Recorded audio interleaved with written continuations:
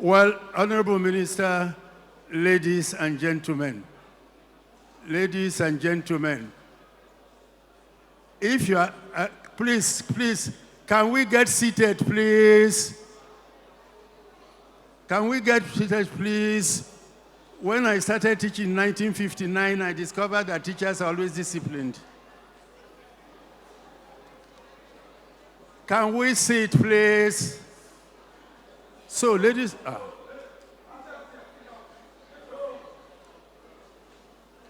sorry, we need to walk.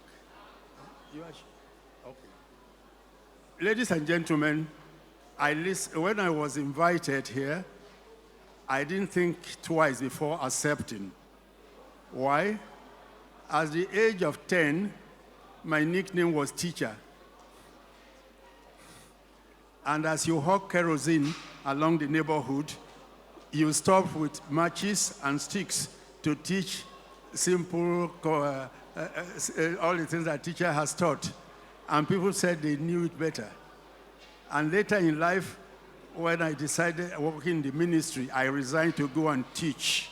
And people were surprised. And I think I enjoyed it because of my nature. And up to now, my nickname is still teacher.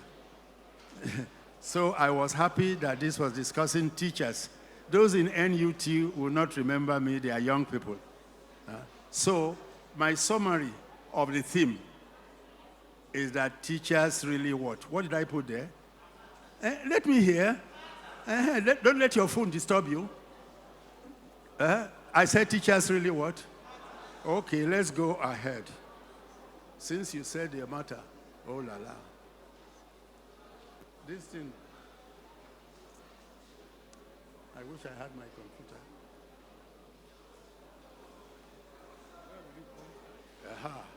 Go back.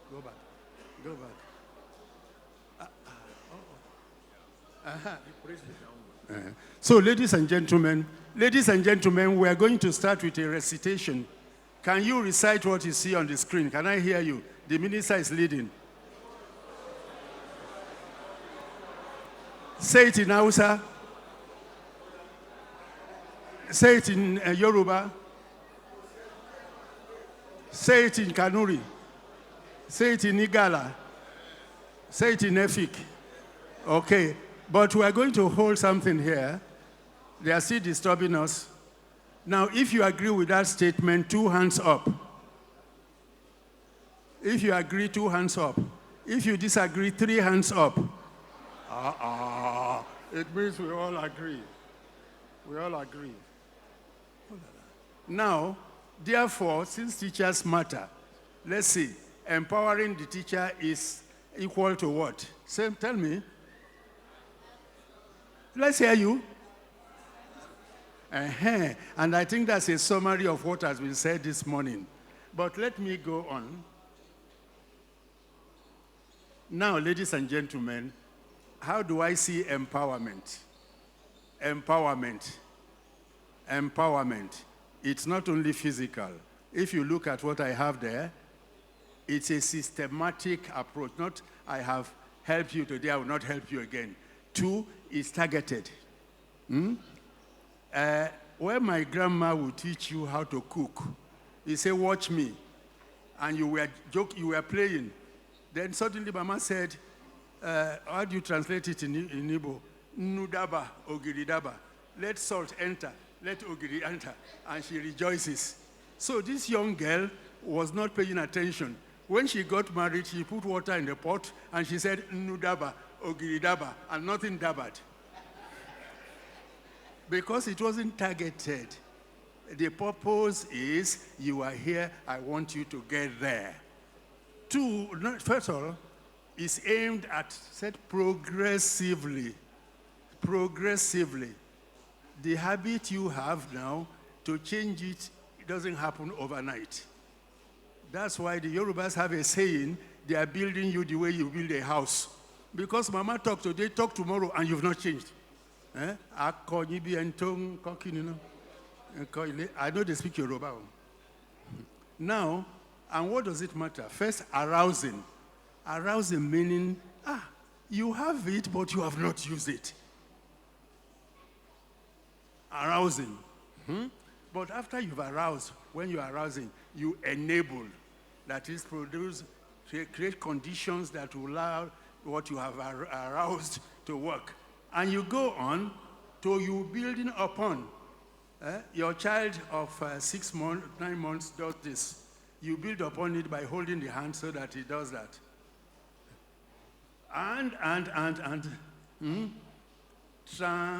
Building upon. You know, you've aroused, you now build upon, and you continue to transform. And what are you transforming? You are raising, you are extending the scope of what already, of other things you have there. Let me not repeat, because you've already seen it. Now, ladies and gentlemen, having said that, I'm now suggesting what do I call, how did I describe it? For what? Concurrent, meaning you don't say, I finish this one before I do this. You carry everything together. So, 4 concurrent areas we'll focus on. Oga, come out for road. Come this way. Can we read it from this side on? Number 1, teacher selection. Number 2, number 3, number 4, number... Okay, so I'm going to focus on those areas, and I say they are concurrent. Everything that has been said this morning about the teacher being wonderful and all that, how do we make the teacher continue to be wonderful? In simple English, when you do something properly, they say you do well. Now they want you to do more than well, they say you do river. So how do we do river to the teacher in terms of this? So ladies and gentlemen, let's start with teacher selection. Ladies and gentlemen, the most urgent area is what? Of attention is teacher selection. What do I mean by teacher selection? How do we determine those who will take into teachers' colleges? How do you say we are looking for a teacher? There are not enough teachers. Who do we put there? So let's see. Now, for teacher selection, to really empower teachers and teaching and the system, we need to reprofile the teacher. To reprofile the teacher, meaning your perception of teaching. Because if teaching has something, okay, let me give you an example. People have taken JAMB exams. Some people have chosen something, but some people have chosen medicine and engineering. Then they come to me, your boy, the cutoff point is 300, but he got 200, but this is Nigeria, can you help me? Because the profiling of the medical profession, nobody tells you that a doctor is also suffering. They are chopping life. So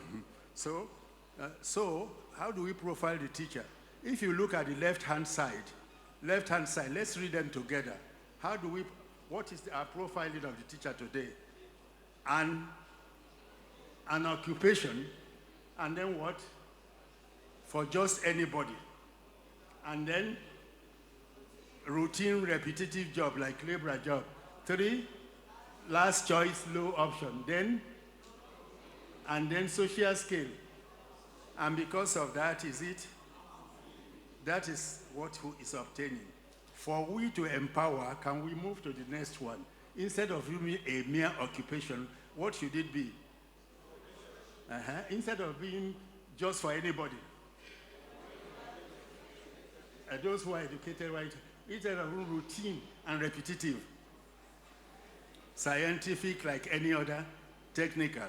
And then it says last choice option. It becomes, I want to be a teacher, not because I don't have anything to do. And finally, on the social scale,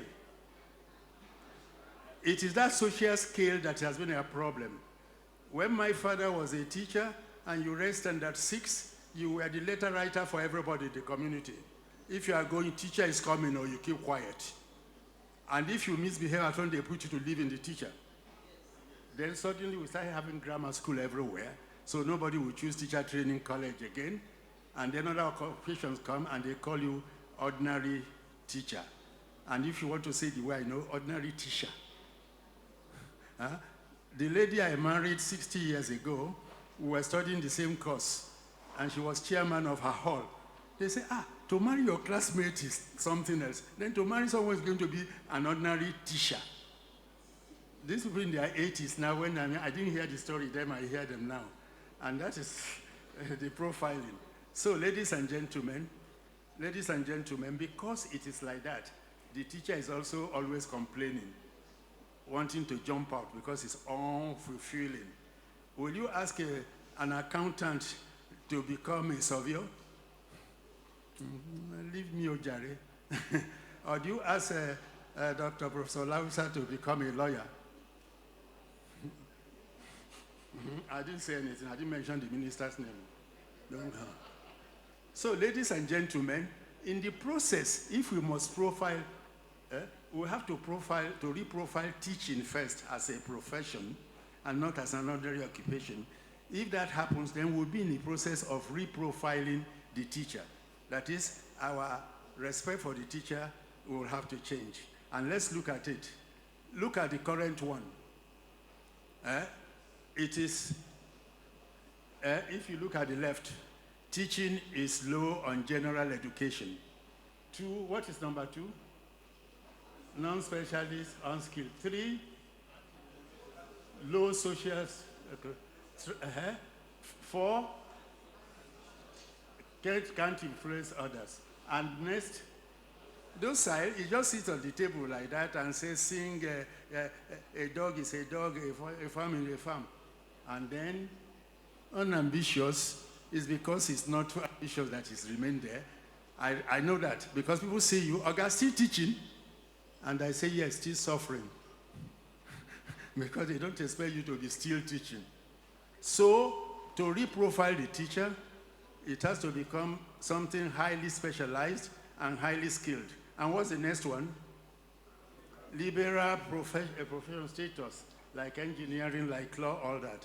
And then, instead of you are not able to influence others, but it has been said here that you only guide and mentor. We shall come to that. And it is docile. You don't have to do anything wonderful. But today, what should we be doing? It has to be imaginative, creative, all that. And he's sitting there, JJ, he's enjoying it, chopping midday meal with the food sellers. Unambitious. It should become ambitious. And ambitious doesn't mean to get out of teaching. I'll come to all this. Now, ladies and gentlemen, so I said, number 1, we reprofile teaching and we reprofile the teacher. But also, ladies and gentlemen, we ensure competitiveness. In those days, I know of what became Western, even the whole of Nigeria, you could count not up to 12, Katsina Teachers College, St. Andrews Oyo, Umuahia Teachers College. For you to enter, that's what competition means, that you are vying with others. So, we should abandon, I say never do what? I want you to read it for me. Never, how for do now? When you write it, your computer will underline it because it doesn't speak pidgin. 2, what did Mango do now? 3, Ojare. 4, next one. It's a T-show, not teacher. So, this is the prevailing thing. And to raise the status of the teacher in our societies also, we must let those things go. We don't say, Then look at the last one in capital letters. You remember JAMB, cutoff point, universities this, polytechnics this, universities and colleges of education. We'll go into all this. But what I'm saying here is to ensure teacher selection that will give us the teacher we want, that will bring the education we want, the country we want. 1, as a culture even, we reprofile that bad image you have of the teacher. Let's aim at producing something higher. 2, the people who we select, not how for do. Not not, oh, he must do medicine. Oh, he didn't do well. Okay, science, he didn't do well. Make he go do education, oh, Jare. So, ladies and gentlemen, it is what we saw every day. That because it's lowest possible UTM score. Now, ladies and gentlemen, this is something I did almost every year. And what you have is a summary. What you have there, ladies and gentlemen, is a chart presentation of B.Ed, Bachelor of Education students in a Nigerian university. I will not tell you that it's Ibadan. Over a 3-year period, and you just summarized. You see the proportion for which education is first choice, and they are studying education. Look at the blue corner. Look at the second choice. You know, you fill your form, you say first choice, second choice. Third choice, you've seen that. And what is the last one? Not my choice at all. You didn't choose it, but your parent has gone to the lecturer. I beg now, make you help your pikin. Okay, make you do education, Ojare. And these are facts now. And when I say we raise the status of the teacher so that we raise everything else, it's not only our perception of the teacher, and we're talking of teacher selection. When we're selecting, make it return to competitiveness. Oh la la. The same, you don't go on strike.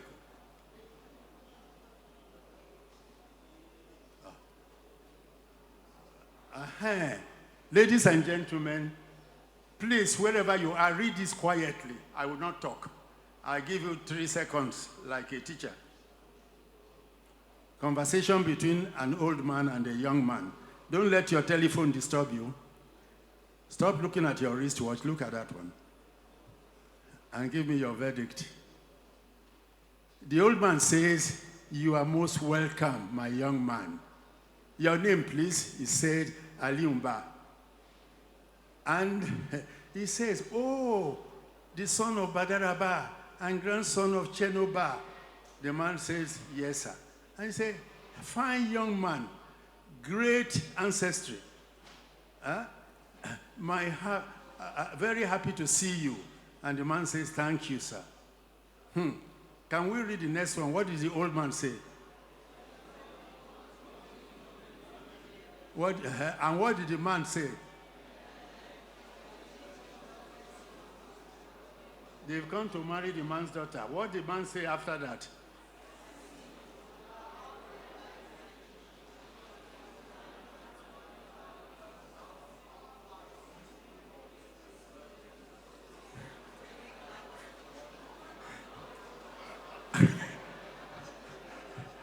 Look, the minister is laughing and you are not laughing. Let me hear your laughter. Let me see your teeth. Are they still white? Ladies and gentlemen, you see, this man, when you look at the father and grandfather, they were great men. And he comes there looking handsome. And they've gone, you know, they do the first. When they want to marry your daughter, after the e-dating, they come to you. And then they come now, and the man said, "Well, tell me, what do you do for a living?" The boy becomes shy. I teach in government secondary school, Azare. Say, "Okay, because of your ancestry, I will marry, you can marry this girl, but make me a solemn promise." And what is a promise? Get out of teaching and look for a job. Okay, I won't tell you where the story comes from. Now, ladies and gentlemen, I'm summarizing here. There's a book in England called "Those Who Can't Teach," and it's best-selling. So we have to get out of those who can't teach. So if you look at the teaching, that is selection for teaching, is certainly not for those who can't, those who won't, candidates rated lower, in the persons for whom teaching is a stepping stone, and persons with zero interest in teaching. We have to make a quick move towards what? Repeat for me. Number 1, Those who can. 2, 3, 4, and finally, and if you go around, especially among our women, you hear say, I love teaching, but. I love teaching, but. So we have to remove that but, which means they are doing something they don't love doing. And you hear some people say, when I was teaching, when I was an activist for NUT, say, which you were teachers? I say, yes, it was good, that's why you left. I say, oh, sorry, sir, I was an inspector. I say, yes, sir, you were promoted out of teaching. So, ladies and gentlemen, this is a summary of what I've said about teacher selection. That we don't select those who belong to this, but those belong to the other side. Now, I move on to the second point. Teacher preparation. Remember, we said selection has to be more competitive. And if it is competitive, it will be reinforced by an enriched process of teacher preparation. Now, ladies and gentlemen, it was in the university of one place I will not mention that the faculty of education was almost removed. The argument was that we teach them the geography and the mathematics, you just teach them the method. And it used to be emphasis on subject and method. Ladies and gentlemen, for the 21st century, teacher has to be educated. And to be educated does not mean narrow anything. So, today's teacher is wearing, who is wearing a hat made in Maiduguri? You know it's in layers. When I tried to buy, they said they didn't have big head. So, and if you look at the top, the most important thing that goes for the teacher today is, what is it there? Long life learning skills. Because if you stop learning, it means you are dead. In industry, they say never stop learning because nature never stopped teaching. When you say, oh, these children of nowadays, you are learning, you are learning that the children born in 2020 are not the same as those born in 1980. So, and along with that, if you go around, life learning skills are imbibed, they are not taught. They are not saying go and learn lifelong, but they see others trying to improve themselves every day and they go on. Now, it is before that, after that, on top of that, you build broad general education. Not you want to teach mathematics, so you know only mathematics, you don't know anything. And then it goes on, now, even your area, broad general knowledge. You're going to be a teacher of biology, but you know science first as science. And then it continues.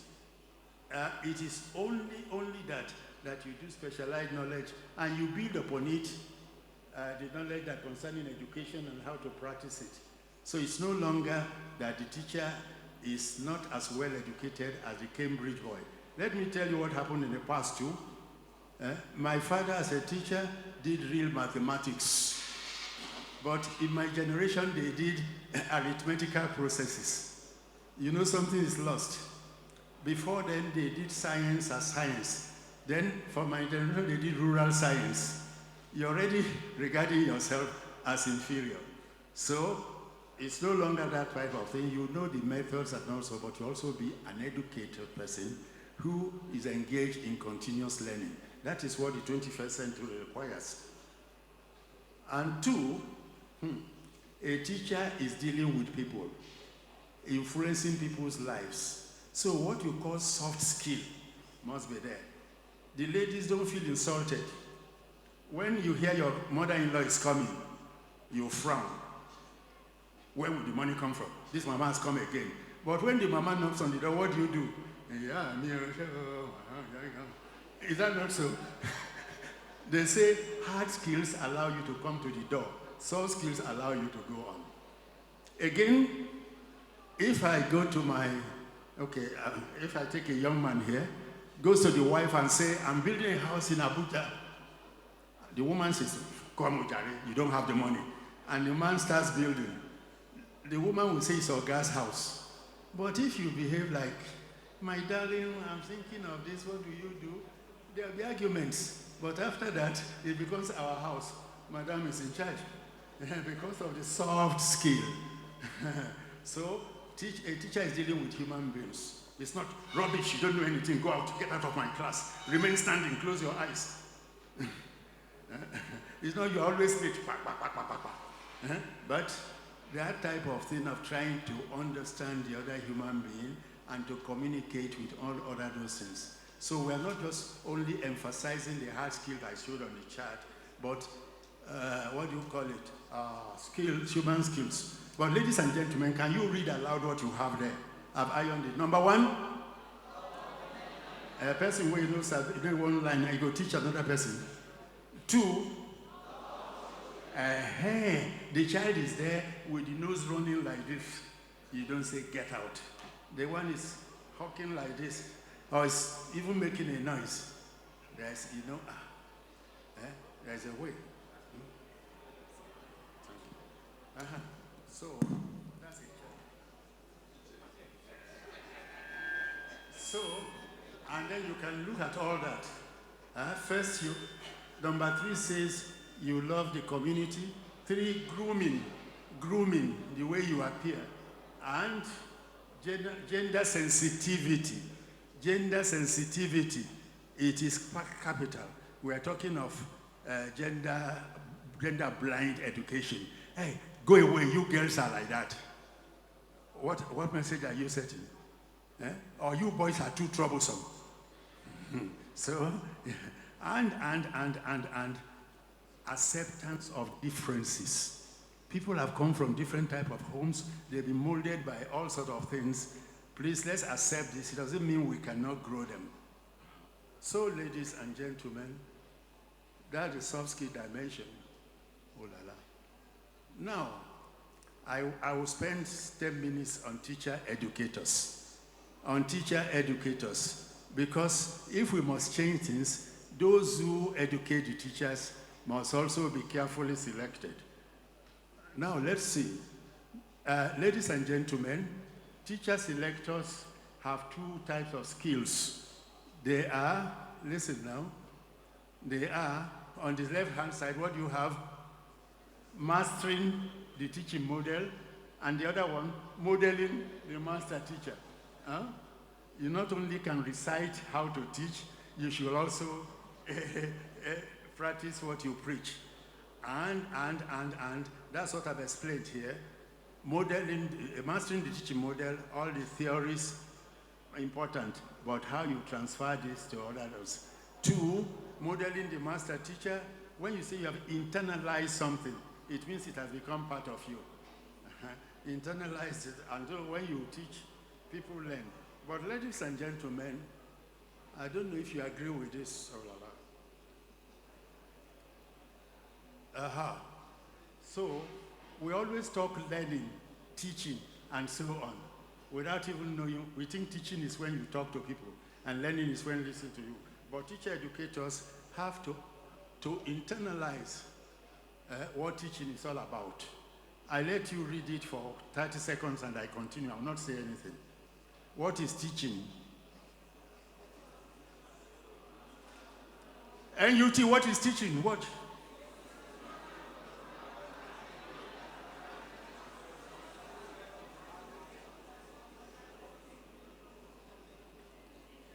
And what is the goal in capital letter? You work steadily with people to enable them bring out the best in themselves.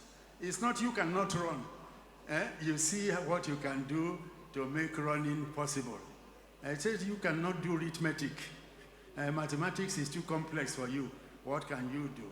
Because come on. And learning. I've given 2 this.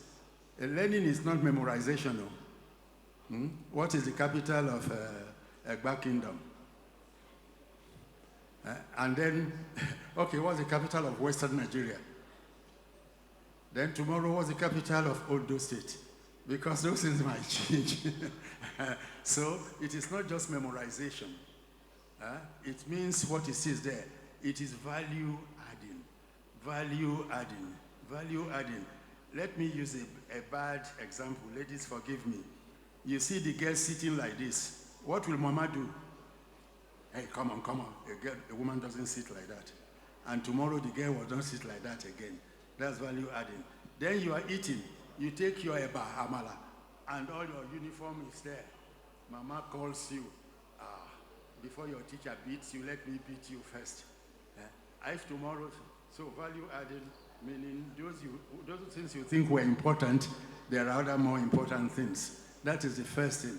Now, it concerns two areas, cognitive domain, the one here, but it also concerns behavior. So if you know book and you don't know how to use the book, it's useless. And most importantly, it is triggered off by what? An experience. Let's take an example. You are going like this and you see a snake. The action you take is triggered off by that.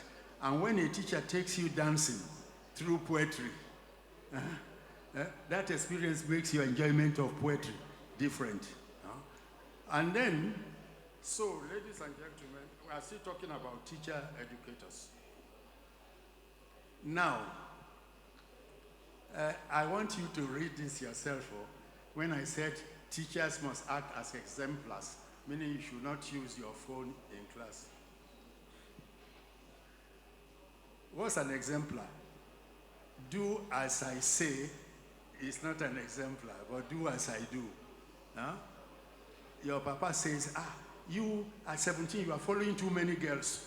And then you go out one day, you see your papa with a woman who is not your mother. What has the papa done? So let's see. Students, let's read it together. Students what?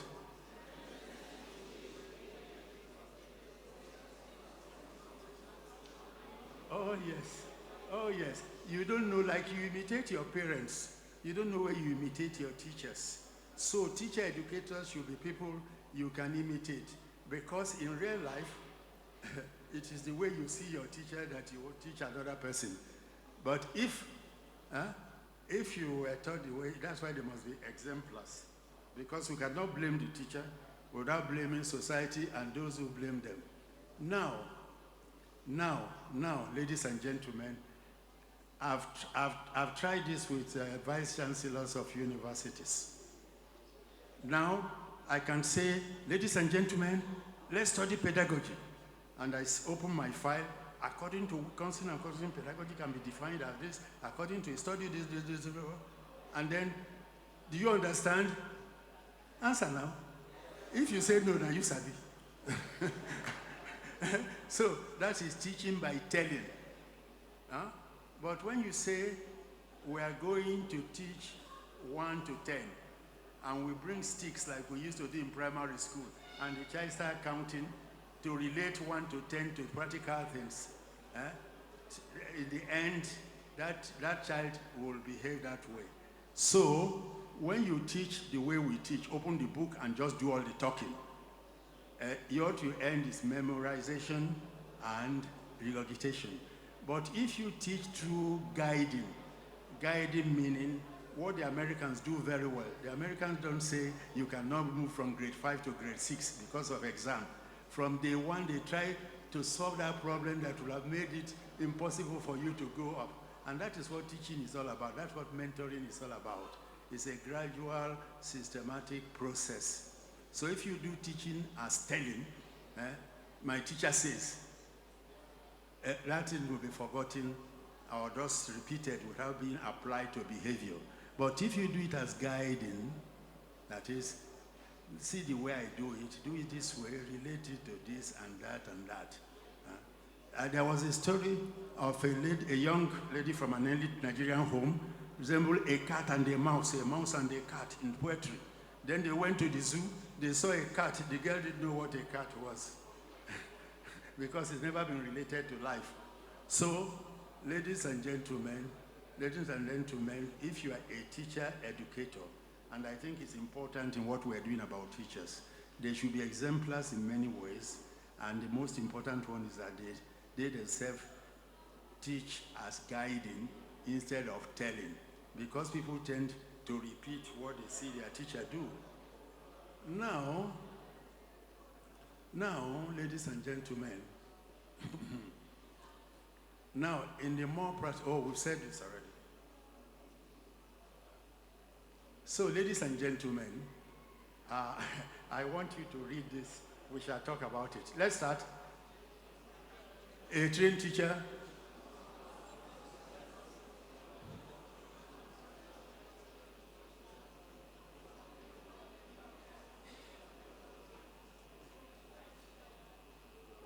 No, sorry, what I brought is, let's see numbers 1 to 2. Because I'm summarizing again, the type of what do you call it? Teacher we want to produce must be produced by, what do you call it? Teacher educators who not only master the teaching model, but model the master teacher. Because if you do the rest, you just get a trained teacher. A trained teacher, he has a certificate. But getting a certificate is not the problem. Because a trained teacher may not be a qualified teacher. Qualified means he has a certificate. A qualified teacher may not be a competent teacher, meaning knowing how to teach. A competent teacher, not necessarily an efficient teacher, meaning doing it the way he was asked to do it. And an efficient teacher is not necessarily an effective teacher. The effective teacher is what we are looking for. They say when you've met an effective teacher, you'll never be the same again. With an effective teacher, you may forget all the mathematical symbols and scientific equations, but certain things, that contact has done something. That's why when you see your old teacher outside, you jump, you introduce yourself, because the effect it has had on our life. That's why we respect our parents, not because they flogged us, not because they be our names, but they should love and help us to modify certain things in our character. So it is this question of trained or not trained I try to qualify here, but let's look at it. A trained teacher has undergone training. A qualified teacher has a certificate. A competent teacher can do what, but an efficient teacher is one who applies the principles so creatively that student learning really takes place. So, ladies and gentlemen, I pause to the third problem, teacher enablement. In selection, if we must do, see what we do. In education, see what we must do. But how do we make the teacher do his work? There are two issues. One is to provide educative schools. When people say they are helping education, it is the infrastructure you see. But beyond the infrastructure, there are other things that make teaching and learning possible. I explained it in the next slide, which I will not elaborate on. So that is number one. The person must get there and feel wanted, and be doing the thing and be enjoying it. Two, teacher progressive build-up. You know what we do. Unless the teacher gets a new certificate, it's not going up. And there's one story from Cameroon, Aka and Ako, twins. Aka, after maths and physics, became teacher and occasional in service. Whereas Ako learned one day how to button his jacket, another day how to shake hands. 10 years later, Ako was a superman, knew everything. The teacher was still timid. So, ladies and gentlemen, Prof. So what makes an educative school? Those are the 5 categories. It's not just the building. The building is the first thing we see. And next, how do we ensure that teacher keeps growing? Remember I say carry along, meaning as you go from 1980 to 1990, your education is being rewound. But career-wide, you are a teacher, class teacher, they make you head of department. Nobody trains you for that. They make you vice principal. They even make you inspector. That is the career-wide aspect. And now, ladies and gentlemen, as she was saying, now I end with teacher ennoblement. What is ennoble? Nigerian, honorable, chief, doctor. That's not about ennoblement. is to have respect for the person and the person to feel wanted. And what should we do? There is a document we must revive. NUT, please revive it and circulate it. ILO UNESCO joint recommendations on the status of teachers. Nigeria is a signatory. By all means, can we revive it and practice it? And two, you know, when government makes policy, we say stakeholder engagement. But there is something called need bearer. If I come to discuss primary school teachers, I'm not a need bearer. I don't teach in a primary school. So when we are engaging with the teachers and everybody, if we can bring in the practicing teacher in also, so that those who know where the thing is doing whatever it's doing, whether it's working or not working, it is difficult, but we can engage it from local government upwards. It used to happen when the missionaries were here. And finally, I'm concluding with some takeaways. Number one, I've been talking since as if government alone should do it, but society is also concerned. Because if we look down on teachers and call them ordinary teacher, or your woman goes to the school, private school, and say, ordinary teacher, see what you did to my child, I can pay your salary 10 times. So society has to be carried along. Two, reform doesn't mean change. We don't say because we are doing this to teachers, whatever impact it has on the education system and society, let's also address it at a time. Three, following policies true. Honorable Minister, you talked about teacher education policy. Ajibo, you talked about teacher education policy. I worked on one on 2008 with USAID and went around the country. Our problem is those who came after started. So in sports, there's something called hop, step, and jump. Can anybody demonstrate it? I can do it. Hop, step, and jump. In policy making, Nigeria must return to hop, step, and jump, and not hop, step,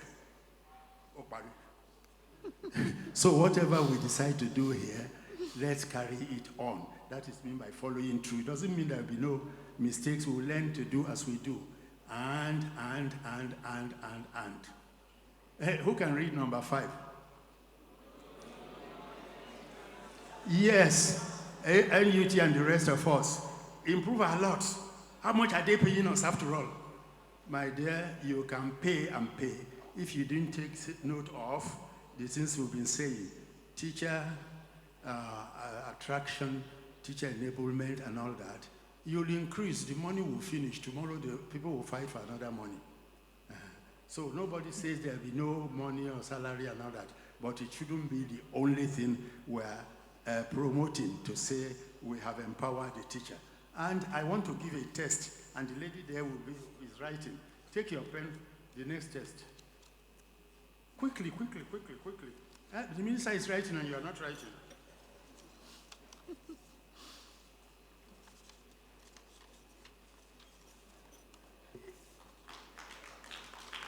Let's appreciate Professor.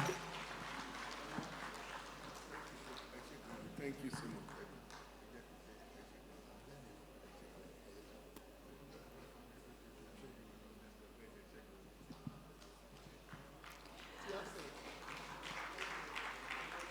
All right, that was Emeritus Professor Pai Obanya. Let's appreciate him once more. Thank you, Prof, for teaching us what we need to know to push policies and to go beyond the status quo, so to say, if we must see that transformation in the system. Thank you very much, Prof.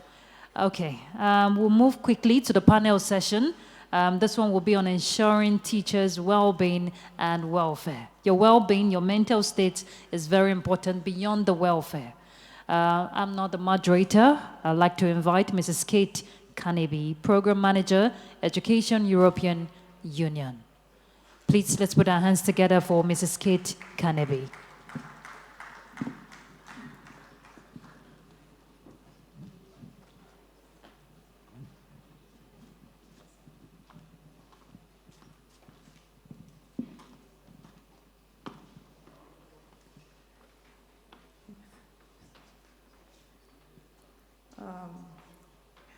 Good afternoon, honorable ministers. All protocols observed. Let me sit down while I greet the teachers who today is actually their days. Okay.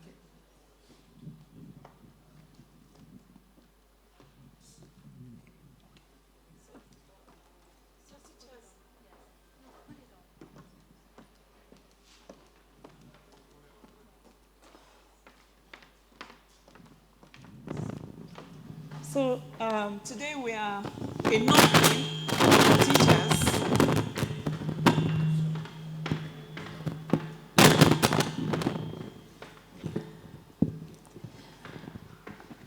Thank you very much. And today is actually a wonderful day. I'm so really excited to be part of this engagement today. It has taken quite a lot of preparations by the committee, by the Honorable Minister giving us the time to prepare for this session.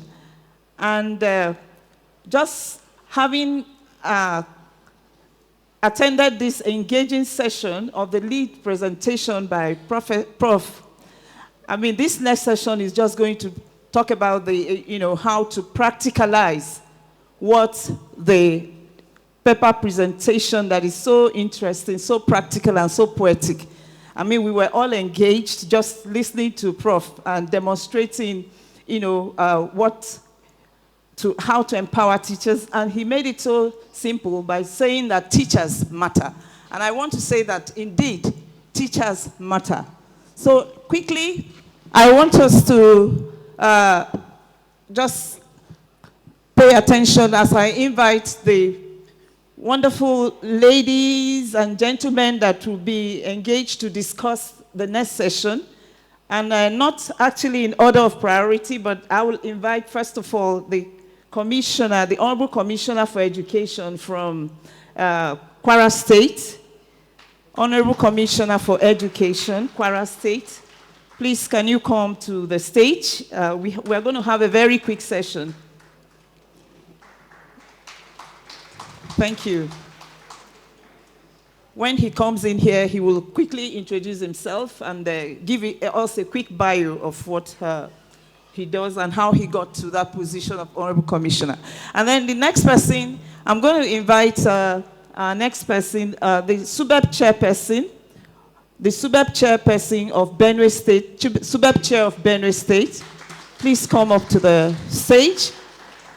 And then I'm also inviting the NUT president. I'm inviting NUT president. Please, sir, comrade, please, you're invited to the stage. And the last person, last but not the least, is the 2025 Maltina Teacher of the Year. Please come to the stage.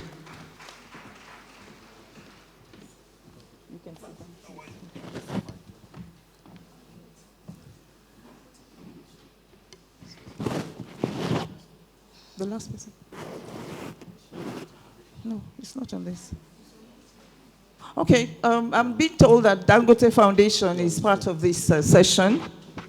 This is a new addition. Please, who is representing Dangote Foundation? I didn't think.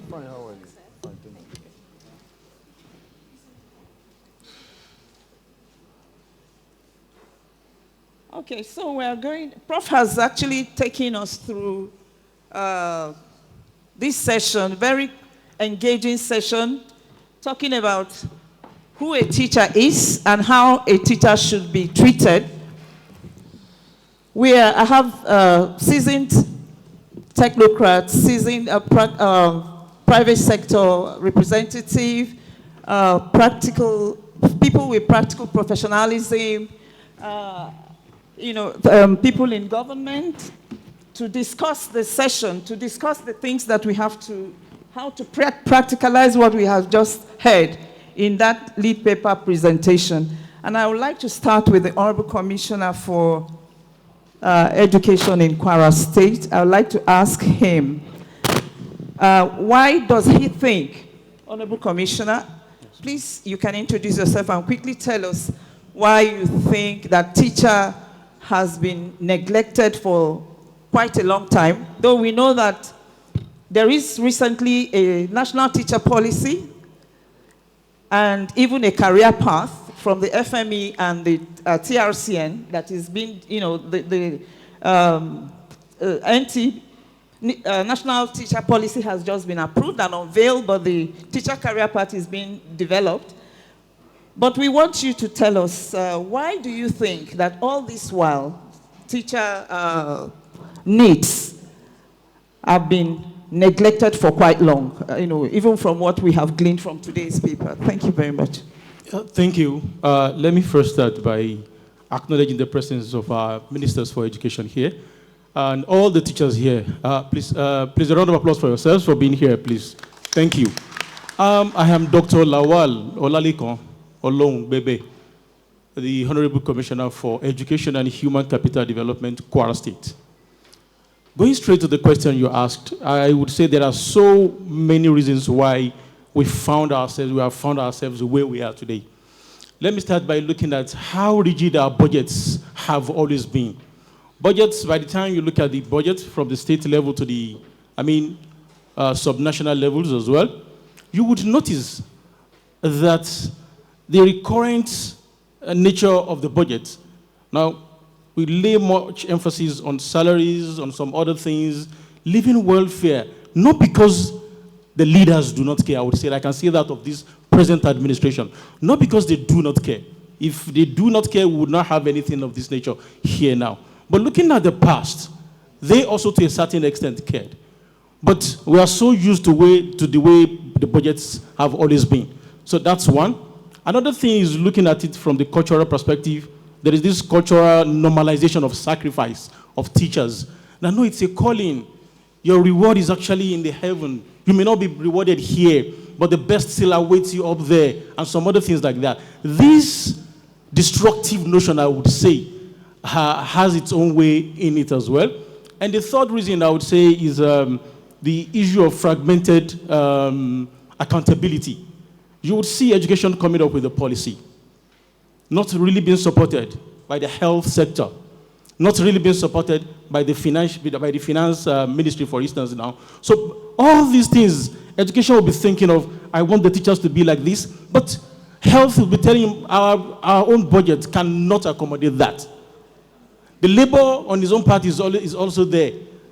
I am not really sorry to say, let me say it the way it is, the leadership of the union sometimes are also problems when it comes to teachers' welfare and their well-being. And lastly, I would say is the learned helplessness. Some teachers, some bodies have learned to be helpless because they have tried so many times and they did not succeed. They will tell you, if I keep doing the same thing, even if you do it, even if you talk, nothing is going to happen. Now, political will is the last thing I will talk about. Honorable Minister for Education, you see, this issue of Edu revamp is the take-home for me here today.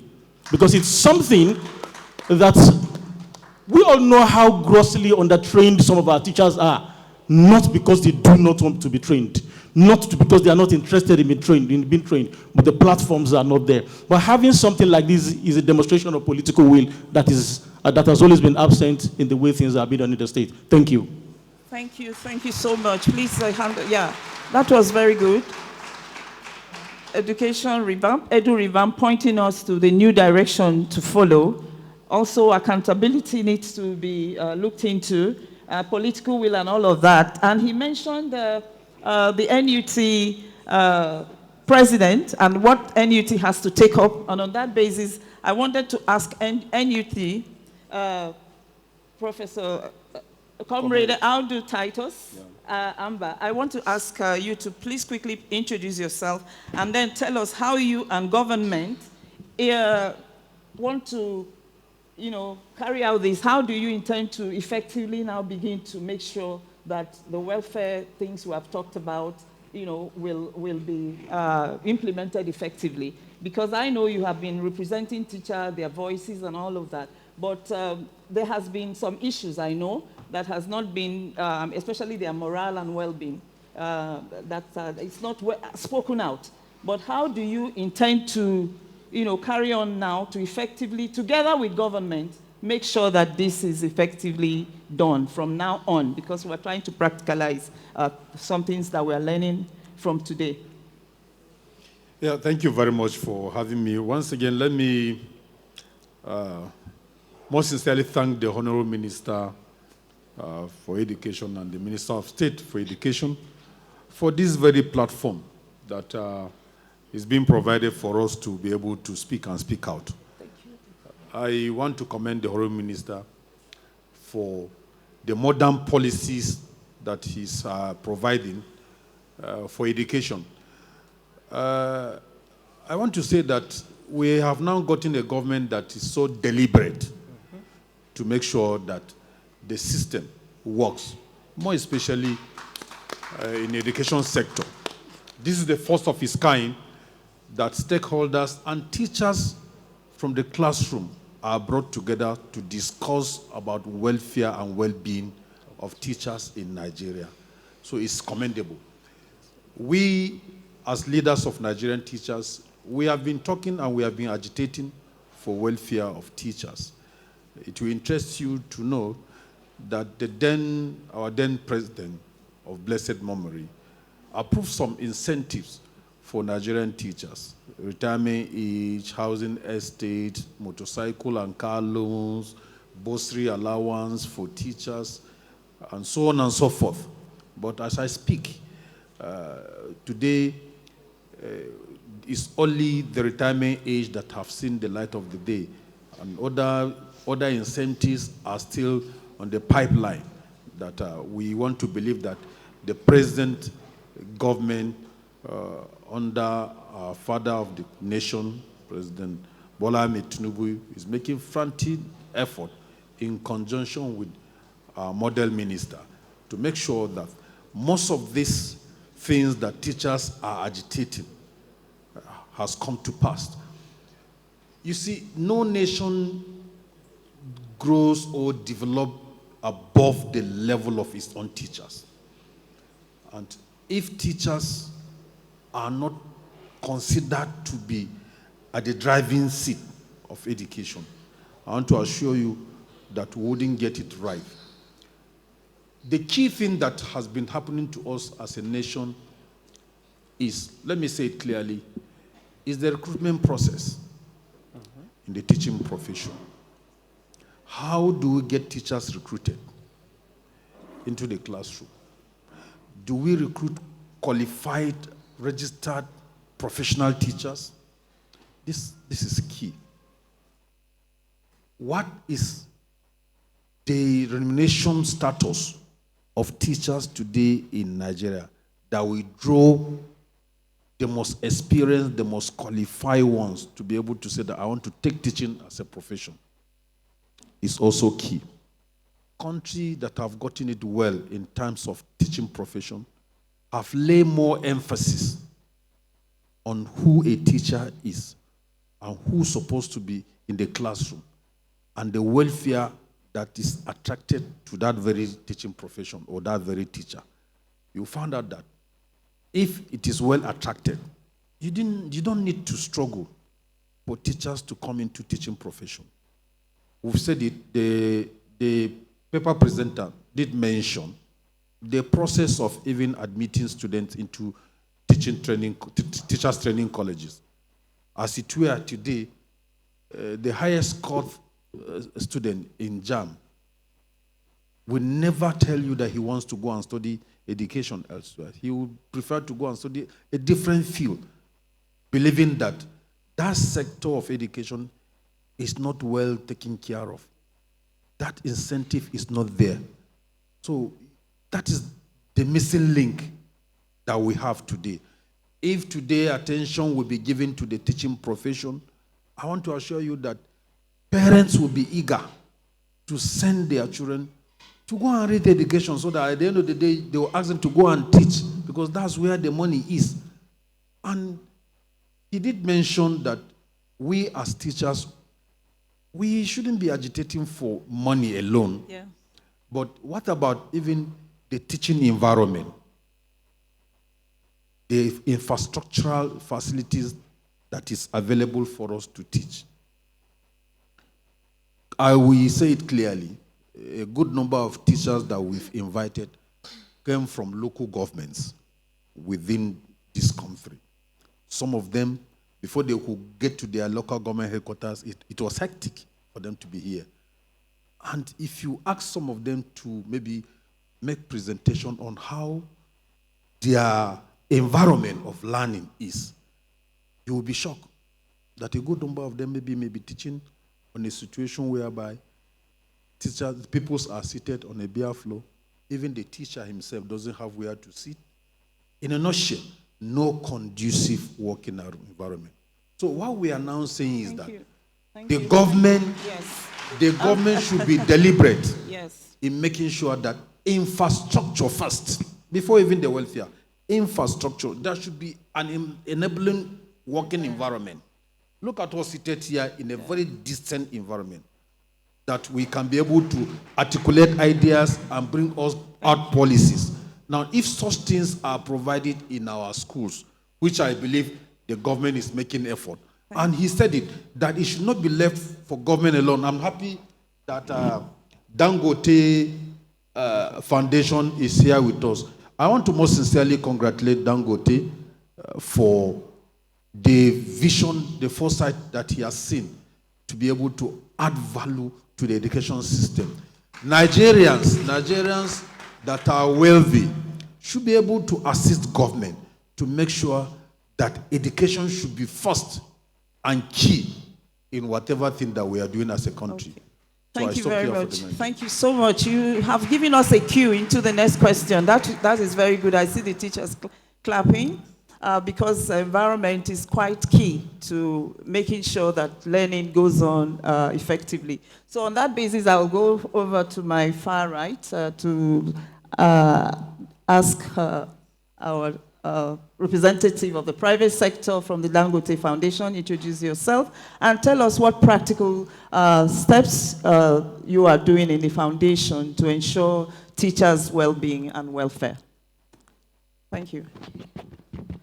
Good afternoon, everyone. Honorable Minister, and I'd like to say thank you for giving us the opportunity to be here to speak about what we do. So the speakers before me, the professor, have all said and provided what we actually need to make teachers comfortable. I think priority for us is providing the enabling environment for teachers to thrive and be able to teach. And that's why from December commitment made by Alhaji Aliko Dangote, committing to 1 trillion naira in the next 10 years, has a portion that goes to teachers in STEM. We're projecting, looking at supporting 10,000 teachers in STEM. This doesn't end there, because in the next 5 years, there will be a stop, review, and maybe more could be coming your way. So thank you very much. I'd just like to say, education is everyone's business, right? We need to look further to have a better stakeholder engagement, because if you're looking at a typical secondary school with no water, no electricity, and you're just looking at a teacher in the boarding facility trying to make his plans for the week without light, looking at proper hygiene for the teacher and then the students.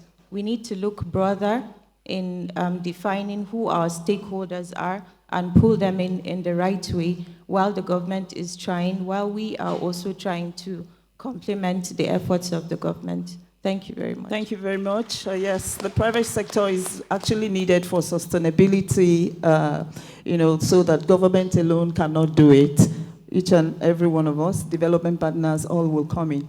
On that level, I would like to speak to the chair of SUBEB in Benue State to please introduce herself and tell us what practical things Benue State is doing, in the sector to ensure that the teachers who have been recruited, because we learned that you have unprecedented record of recruitment of teachers that had increased students' enrollment. So how are you keeping these teachers? What are the practical steps? And if you have any barriers that, that you're experiencing to this, please enlighten this audience.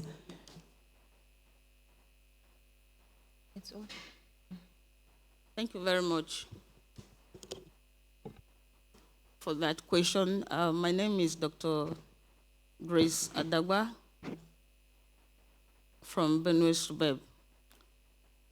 When it comes to recruitment and enhancing quality, let me begin by saying that quality is not an optional thing.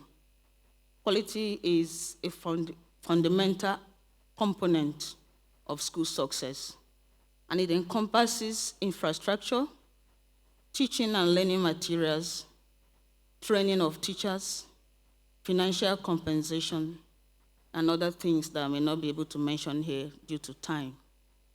In Benue State, for example, with the support of the federal government through the Universal Basic Education Commission, we've been able to sustain quality by providing conducive learning environment through construction of classrooms, renovation of classrooms, and we've provided furniture for teachers in the classroom, for learners as well. Training of teachers through the support of UBEC. Almost every year, UBEC gives money for training of teachers. We commend the Executive Secretary of UBEC for this, because with the revised template for accessing the matching grant, it's now easier for states to choose what they want to do more. A state can decide to construct new classrooms more. A state can decide to renovate more. A state can decide to go more on furniture, depending on what a state wants to do. That has helped a lot in maintaining teacher quality, the teachers that we've recruited. Another thing that the state government is doing is deliberate and conscious effort to provide teaching aids to the teachers and to ensure that learning materials are also provided. Again, we give kudos to the federal government, which have complemented the effort of the state government so much by providing learning materials for our learners. We flagged off a lot of learning materials just last week with the support of the federal government through the Universal Basic Education Commission.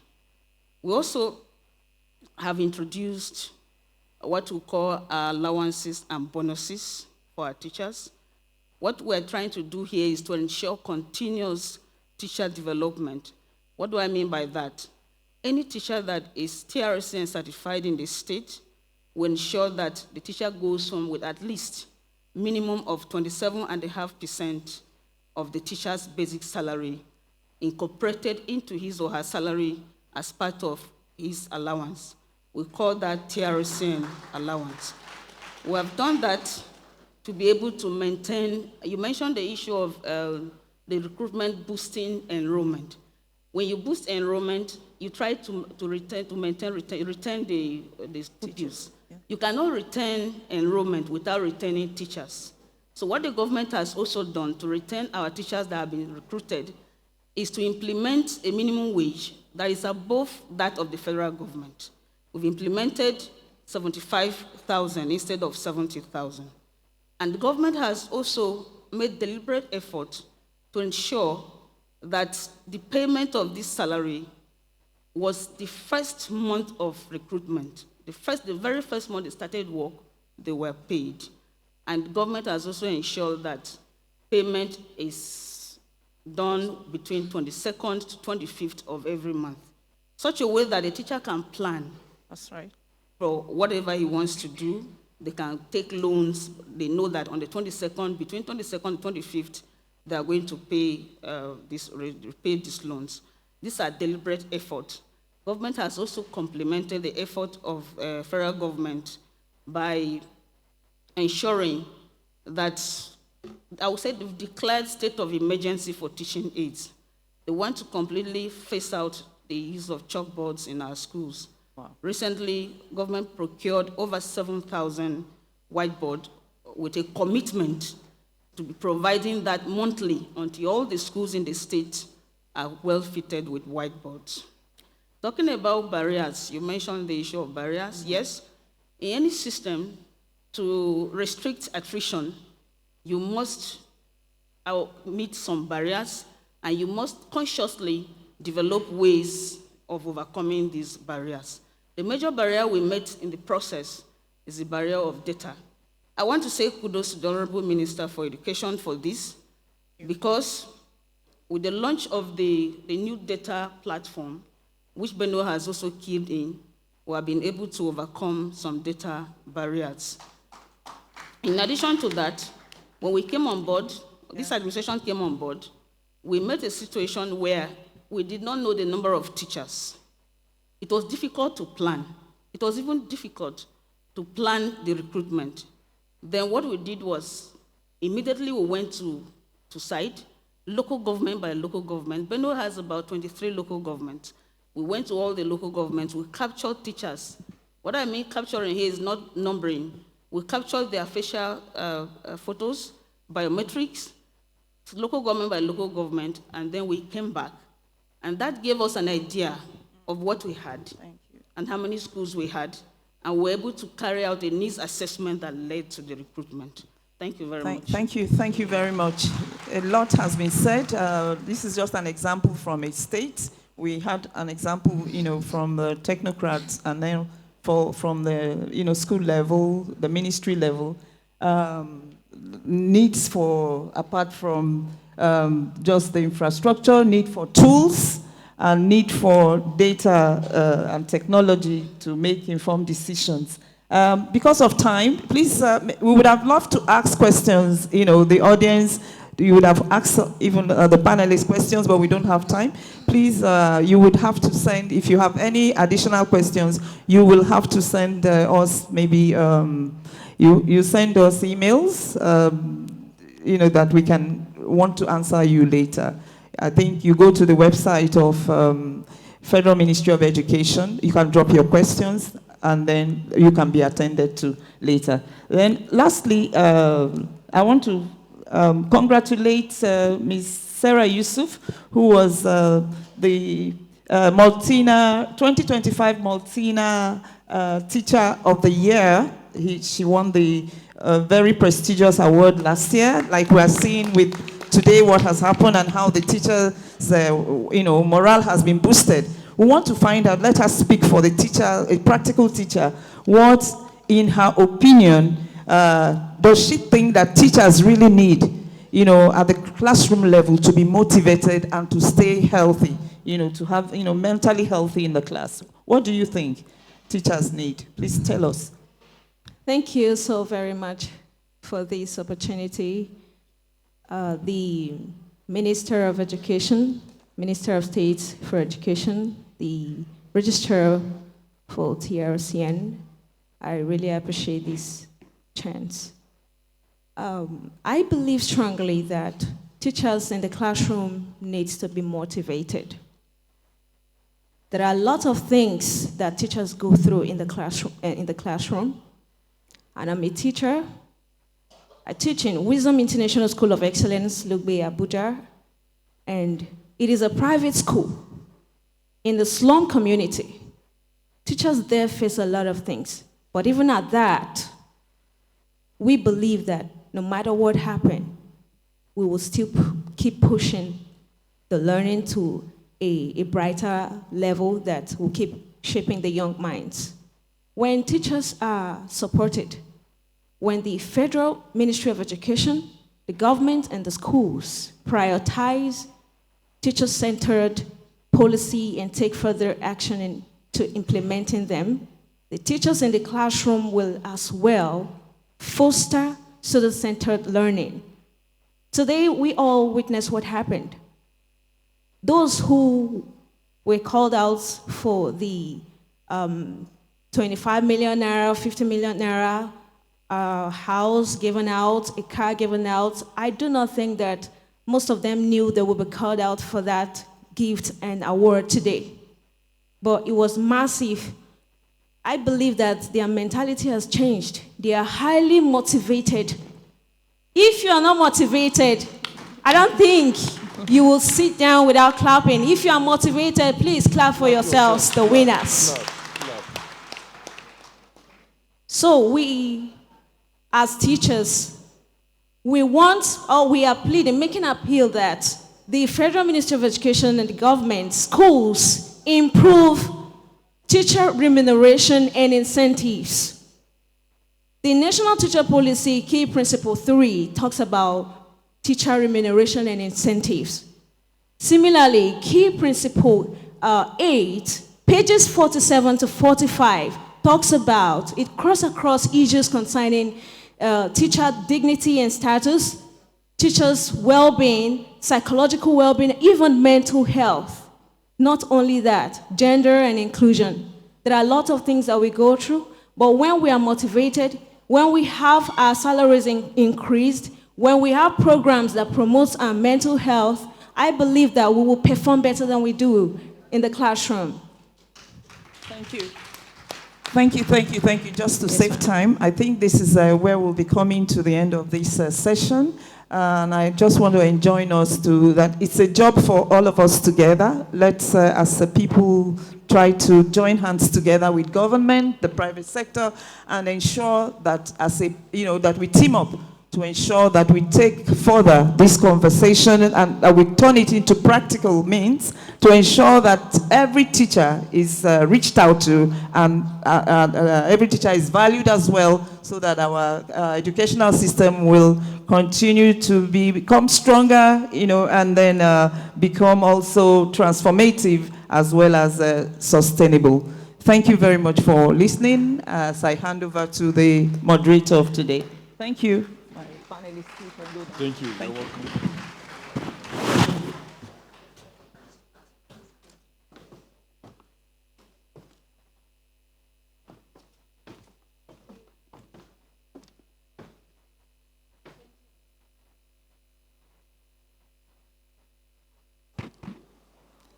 Thank you very much. Let's appreciate the panelists and, of course, our moderator.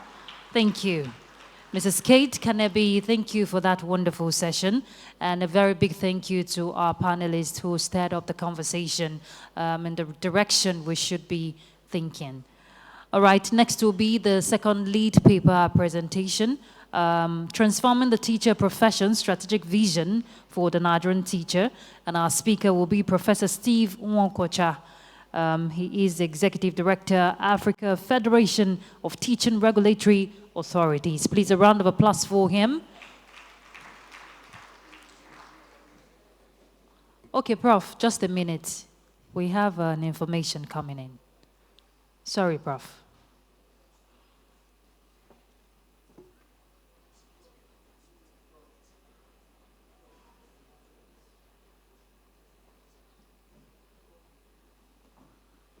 Okay, we will need to invite the Honorable Minister of State and, of course, the Honorable Minister of Education. Please, a round of applause for both of them. They have a message for you all.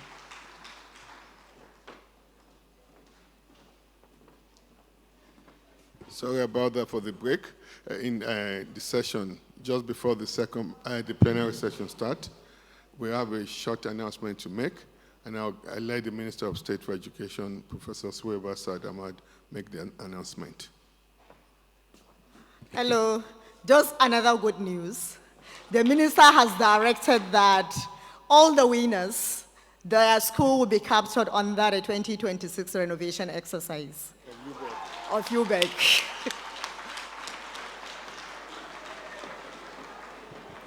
Teachers, today is your day indeed.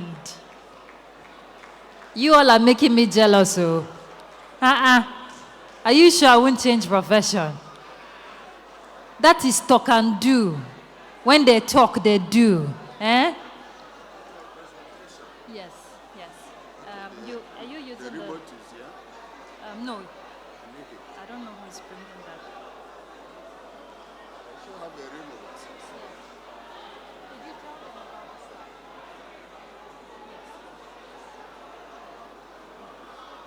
All right, we understand the excitement. But let's have Professor Steve Wonkocha. Can we have 3 Gbosa for the Ministry of Education? Energy, another one. Those who are not our D's, are you jealous? Bosa again. Thank you, that's more like it. So let's wait for Prof to get set for his presentation. Thank you.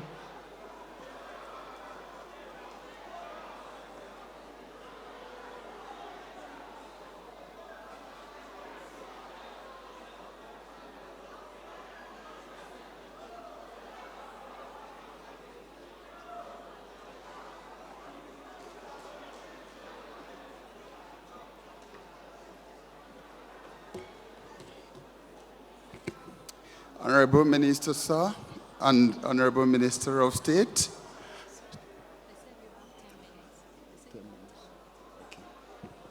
Thank you. I'm told I have 10 minutes, so I have to be very quick. Thank you very much. My name is Professor Steve Nwoke-Ocha.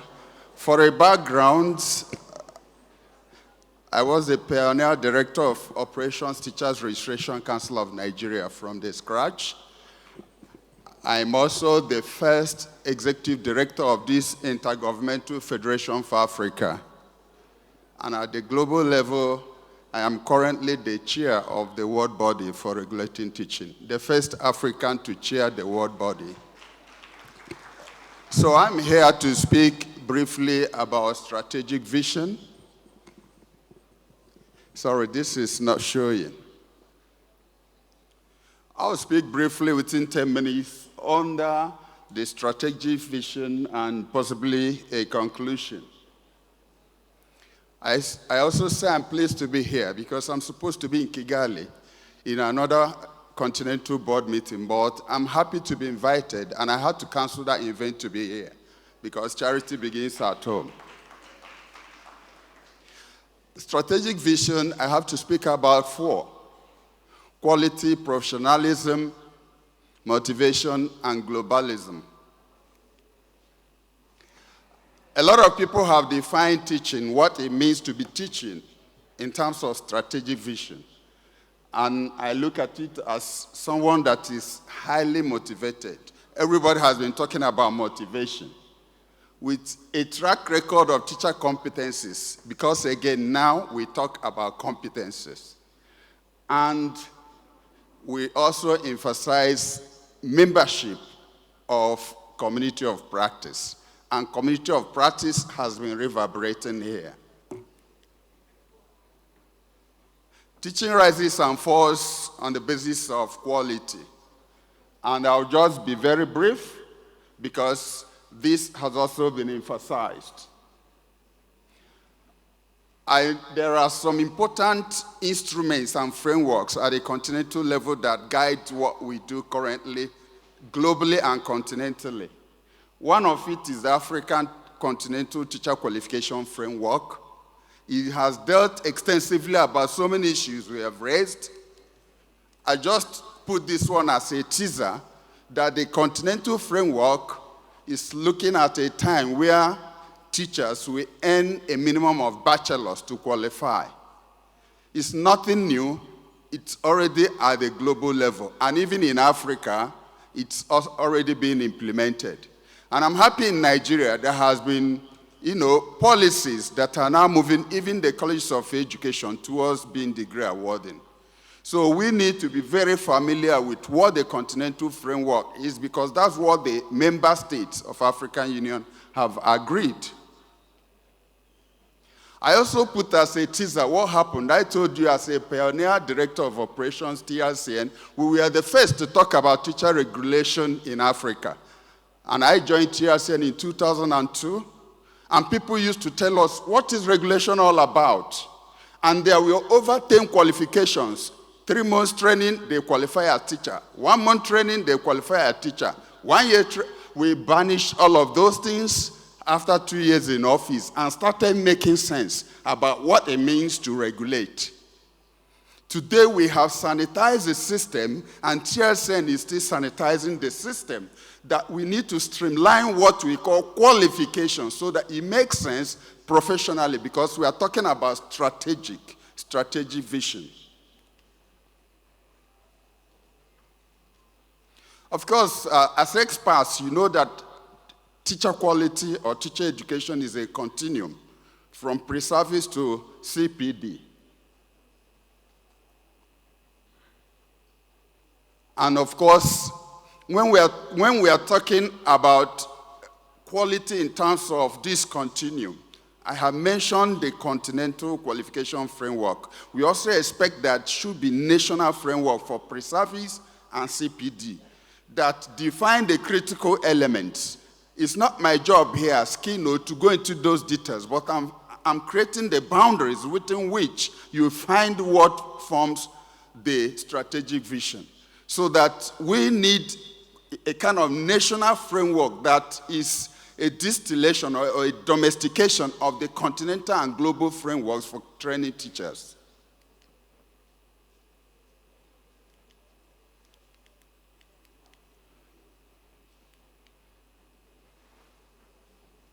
There are quite a number of things that we've been looking at in terms of teacher quality. Let me talk about CPD, for instance, systematization of CPD. I was very happy my sister, Dr. Mufida, presented the portal for CPD. I was with her in Ghana, and all West Africa, we looked at how to systematize CPD, make it online, make it digital. And I mentioned Ghana here because we all agreed to use Ghana model, where you systematize CPD to the point that it has credits that could count the way courses count in pre-service. And those CPD points are accumulated to facilitate career paths, to facilitate career stages. Because CPD in the past is a jamboree. People attend it, have certificate, and go. It makes no sense. In the university, publish or perish, when it was implemented, you now have to score on points of your publications and research and development. So we want a situation CPD is no longer open-ended, but systematized, carrying credits and counting towards your career stage, your movement along the career stage and career path. Of course, I'm happy again what I saw with the CPD model here. In Ghana, they pay them. Teachers are paid for their CPDs, but it is attached to those CPDs. Schools are even paid. Weeks are declared for CPD. Schools shut down and face CPD. And there are also CPD days. And some of these concepts are existing across the world. So there are a lot of nitty-gritties that we need to do that will help to make our CPD and teacher quality come out.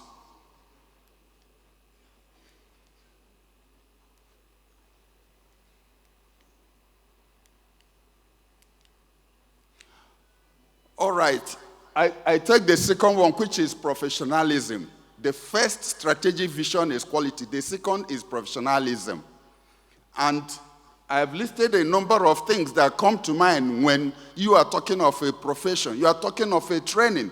You are talking of a command of a specialty.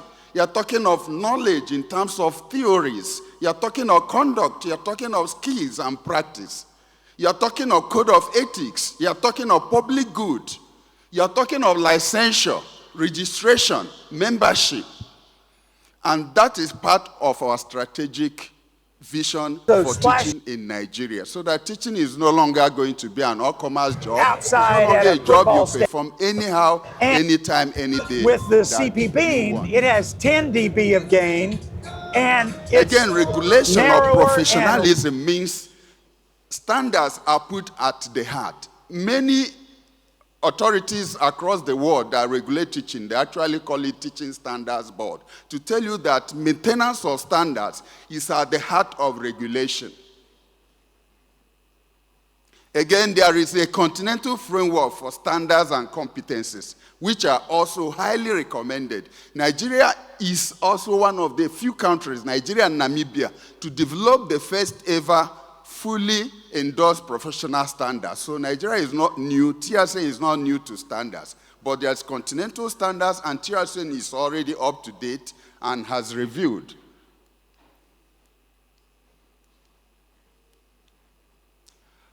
We're still talking about standards and professionalism, that we must keep our eyes on standards when we are getting professionalized. And standards talk about career stages, domains, competencies, and professional tracks. This is an example of a professional track. In those days, you talk about teacher. Teacher looks like a monologue, something like a mono concept. Teachers, in the concept we are using it currently, represents different tracks. It may be a classroom teacher, it may be a school leader, it may be a teacher educator, it may be teachers in administration. They are all teachers. They all have to meet standards. They all have to be registered and licensed. They all have to practice according to the code of ethics. That's a strategic vision for the teacher, for the teacher. In those days, people think teachers are only those in the classroom. Principals are thought to be anybody can be a principal. Under the current strategic vision and standards, to be a principal or a school leader, as we call it, or a head teacher, you have terms and conditions to meet. You have to be registered and licensed to be a school leader. These are all part of the direction we are moving currently.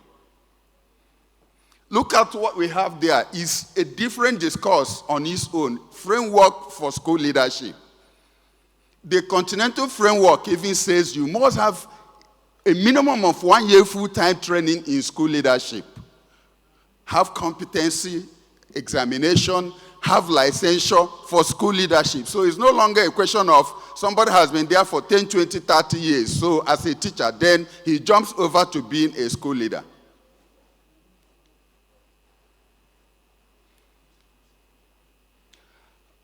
Just as a follow-up to this, our Continental Federation, which is intergovernmental, has also agreed with UNESCO Education International to commence continental registration of school leaders as an international licensure. So this is on the website of the African Union on AFTRA, and you can get more information on it, that school leaders will not only be required to be licensed at national level, we are also commencing their licensure at continental level. And there is quite a lot about this, but primarily it is based on 3 major continental frameworks: the teacher qualification framework, the continental competencies framework, and of course the regulation for the teaching profession. So I'm going to jump to the next one, which is motivation. These are all part of good things that we should look at, because when we are talking about professionalism at this time, we are talking about benchmarking. This is a very important quotation from Education International and UNESCO. They say teacher professionalism is not negotiable. Just as we will never want unqualified surgeons operating on our children, we do not want our young people to be taught by unqualified teachers. These are all statements that have to do with the need for us to get professionalized. And I also want to mention that without regulation, I know my minister, there are many other barristers and all of that. We will all be lawyers, we will all be doctors, and we will all be engineers if there is no regulation. So a strategic vision is to get every person that is not qualified and fit out of the profession and keep within the profession those who have the competencies and who have required it. If I cannot be a lawyer because I didn't train to be one, somebody shouldn't be a teacher who didn't train to be a teacher. This is part of live countrywide online examination. TSN is doing, wonderfully well. And in Africa today, TSN is the lead for online teacher licensure. the continental lead for online teacher licensure. You can write TRCN licensure examination in Canada, in US, in Australia, online, real-time online. And these are very important landmarks that Nigeria is making in its leadership for professionalization of teaching. And I showed that Ghana is also doing it. Ghana modeled after Nigeria, and it's happening all around. Look at induction at point of graduation. There are a lot of glamour that regulation has brought back, professionalism has brought back. You are in the university, I'm a professor at University of Calabar, and we know that medical council, this council, that council, they come and take their own professionals at point of graduation in a glamorous ceremony. TRCN restored it. Now, people that graduate from faculties of education do the same glamorous, kind of induction into their profession, and they feel so proud.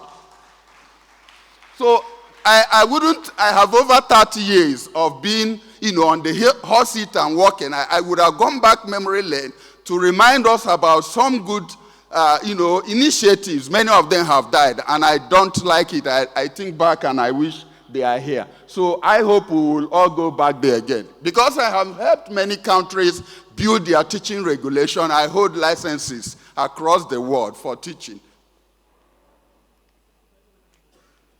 Let me go to teacher motivation. All right, for teacher motivation, I'll say a word here. We call it the elephant in the room. I can see how stormy it has been whenever we come to teacher motivation. That's the elephant in the room. And the people who spoke last, the panel, have done my job, so I don't need to say much about that. But I want to praise Nigeria, that I feel very proud about Nigerian cases.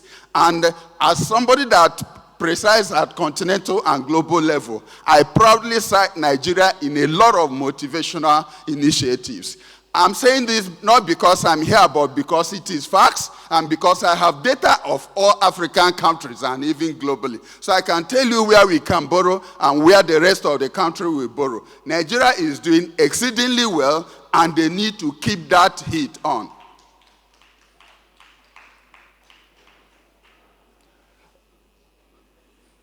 This is a survey, and Nigeria is there. So if you like, you may look at social status. Everybody has said social status is very low. This is a 2024 survey across Africa, and you can see where Nigeria belongs. This is about teacher satisfaction. This is continental. It was done by UNESCO, but you can see where Nigeria belongs. This one is a Liberian study that brought out the fact we are debating here. Teachers love the job, but teachers hate the pay. Did you get that point? Teachers don't say they don't love the work. What they do not love is how they are treated. That is the last message I want to give to you in terms of motivation. Everybody will want to teach if they are well treated. Teaching is one of the best jobs in the world. You know what it means to mold life? You know what it means to stay? Those of us who are professors, you come to the airport, an immigration officer will recognize you and give you a diplomatic status immediately by the way he treats you, like a clergy, like an imam. These are the only people comparable to the respect of a teacher. But it's the way teachers are treated that make people run away from teaching.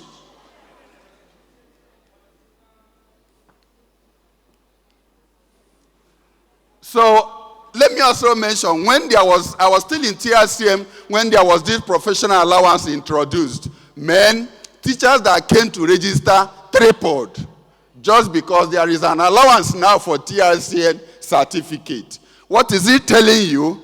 That reward is the driving force for people to be in the profession.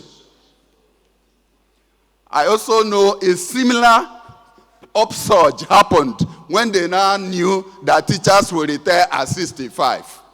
So you can see whenever there is a major incentive, there is an upsurge.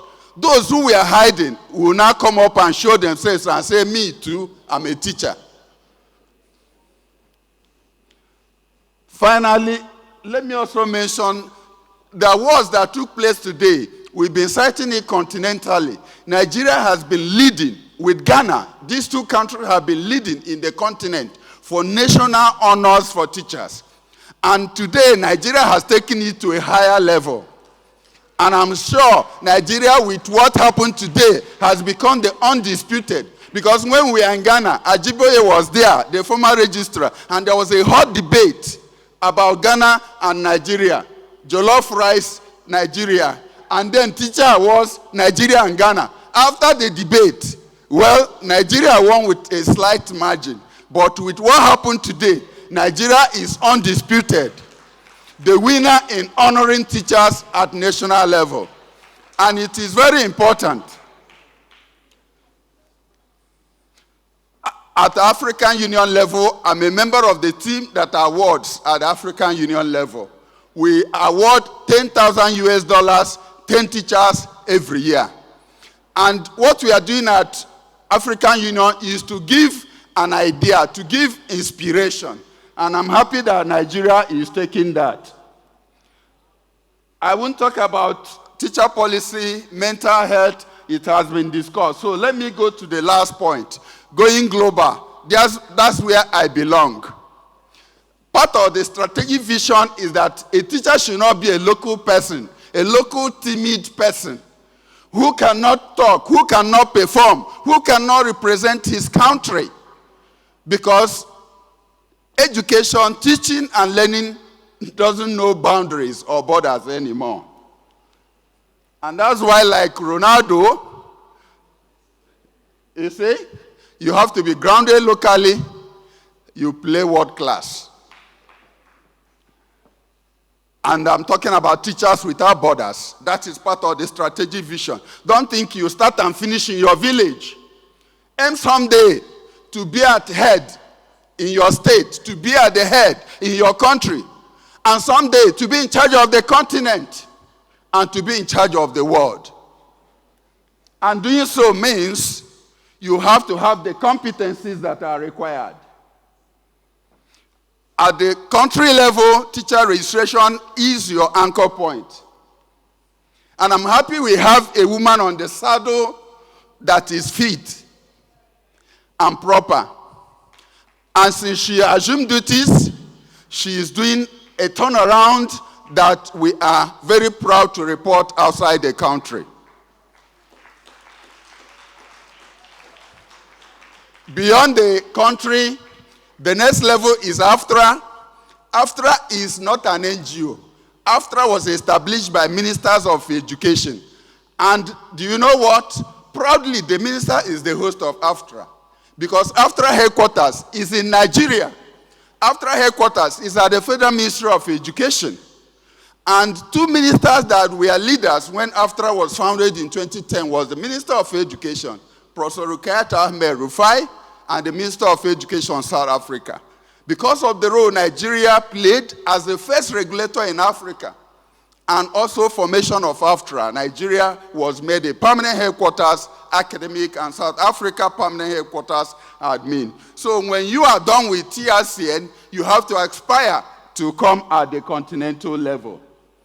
Beyond the continental level, we also have the global body called IFTRA, International Forum of Teaching Regulatory Authorities. You know, I used to say, if it is football, once you mention FIFA, everybody knows FIFA. But ask a teacher what is AFTRA, they will know. Ask them what is IFTRA, they will know. IFTRA is FIFA for teachers. IFTRA is what? FIFA for teachers. And that is the body of regulators throughout the world that ensure that teaching is properly regulated. You have the executive committee, and these are people in America, Australia, everywhere that normally license you when you get there. And jointly, everybody is working together to make sure that the profession is respected. Thank you very much.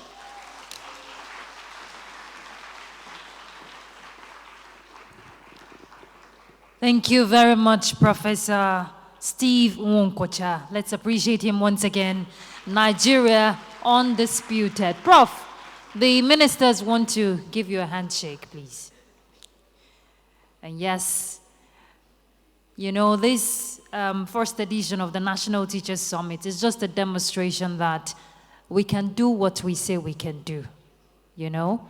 Thank you very much, all the stakeholders who make sure this is possible. All right, moving on, we'll move to our next panel session, and the theme will be strengthening teachers' professional capacity for quality learning. Prof talked about sanitizing the system. Regulations should be upbeat, and yes, advocacy for me is very key. How would you know what you're doing? How would people know what you're doing if you don't talk about it? So let's welcome our moderator for this session, Dr. Mikailu Ibrahim, Education Advisor, FCDO, that is Foreign Commonwealth Development and Development, British High Commission. Let's appreciate him, please. So he will do us the honors to introduce his panelists. Sir, please, you have 20 minutes. If we add you, Gara, 25. That's fine. Okay. That's fine. Honorable Ministers,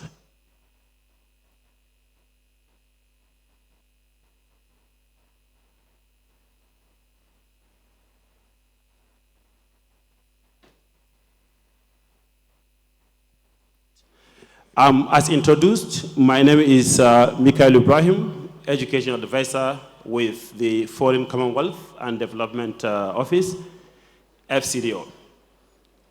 Last week, like today, I was in Malawi at the region of Muchinji, engaging with schools on the border from Malawi to Zambia, engaging with teachers. That's what I like most in my life.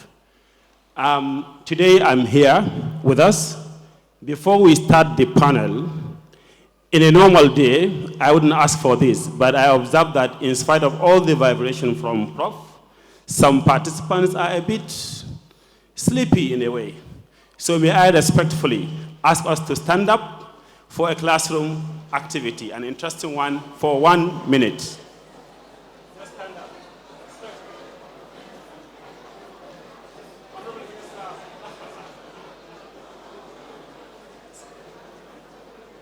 So what we do is just count 1 to 5 down together with me. 1, 2, 3, 4, 5. 1, 2, 3, 4, 5. 1, 2, 3, 4, 5. 1, 2, 3, 4, 5. 1, 2, 3, 4. 1, 2, 3, 4. 1, 2, 3, 4. 1, 2, 3, 4. 1, 2, 3. 1, 2, 3. 1, 2, 3. 1, 2, 3. 1, 2. 1, 2. 1, 2. 1, 2. 1, 1, 1, 1. Thank you very much.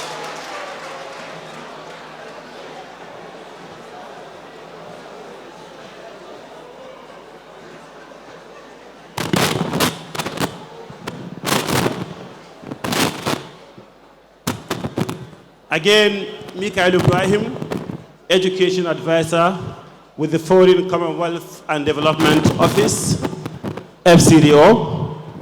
I am a teacher by choice, not by chance.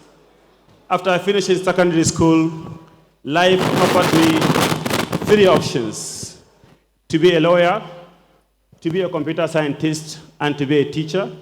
And I chose to be a teacher, and I'm ever proud of that choice. This panel is about strengthening teachers' professional capacity for quality learning. It is in the context of Nigeria having some 40% unqualified teachers operating for a number of reasons.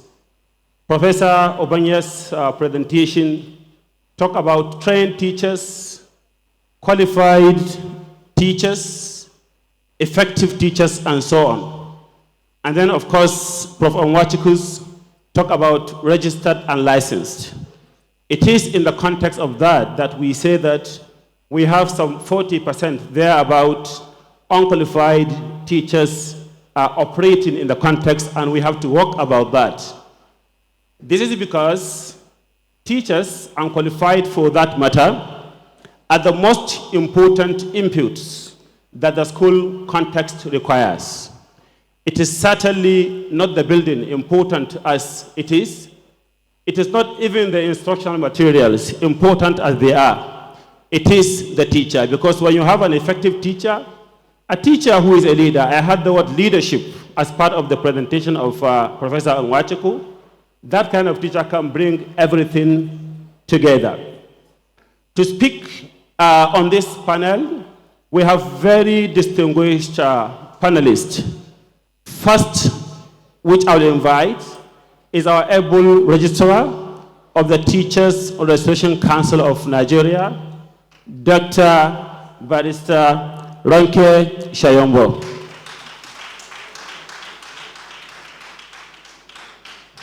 Please, a round of applause to our registrar. The second panelist is the Executive Secretary of the National Senior Secondary Education Commission, Dr. Ayela Ajayi. Welcome to the panel, sir. Please, a round of applause as he comes up. And third on the panel is a development practitioner and the team lead for the PLAN program, Partnership for Learning for All in Nigeria's Education, Dr. Boyiga Elusanya. Please, a round of applause to him as he joins us. We also have UNESCO's representative and the National Project Officer, Mr. Ado Muhammad Ibrahim. Please, most welcome Mr. Ado on this panel. And then last but not the least is the representative of T.Y. Danjuma Foundation. Please, the representative of T.Y. Danjuma Foundation. Okay, as the representative comes to the panel, I must say, as you can see, that this is a very comprehensive panel that comprises regulators, implementers, development partners represented by PLAN, and of course, UNESCO, and the philanthropic organization that we hope to join us here. Without much ado, I was to ask 3 questions to each of our panelists, but all those questions will converge into one. When I wanted to be a teacher, my cousin, who actually started teaching in the 50s, gave me the gift of a watch. And he said, Mikailu, hold this, because a teacher can teach without trousers, but he cannot teach without a watch. So I will be as disciplined as I should be in managing time. 3 minutes, please, for your thoughts, and I know time is not on our side. Starting with TLCN registrar. My question to you is, how is TLCN strengthening licensing, registration, and compliance for teacher professionalism across public and private schools? And in connection to that, what reforms are being considered to make continuous professional development more impactful, accessible, and linked to career progression? Thank you. Thank you very much, and good afternoon, distinguished ladies and gentlemen, ministers. I really greet you, and thank you for this opportunity. Now, what TRCN is actually doing about certification and licensing, you remember that when I took over this mantle about 7 months ago, the very question that kept on coming on my social media platform was, I've done the exam in the last 3 years, I don't have a certificate, I don't have a license. So with that gave us the very first target. And with the 2 ministers that we're working with, they gave us necessary. They gave us 6 key targets there. And one was very, very vital to me, and that was on data and digitization. So the very first assignment that we had for the first 100 days was, let's globalize and let's digitize TRCN portal. So that was when we launched on the 26th of August. Every teacher now, the last exam, we only started advertising within 4 months. where we had about 26,000 teachers that actually sat for the test in all the 36 plus FCT states. And not only that, within, now TRCN has a service level agreement that within a week, we have to actually make sure we send you your result. And that is working at the moment.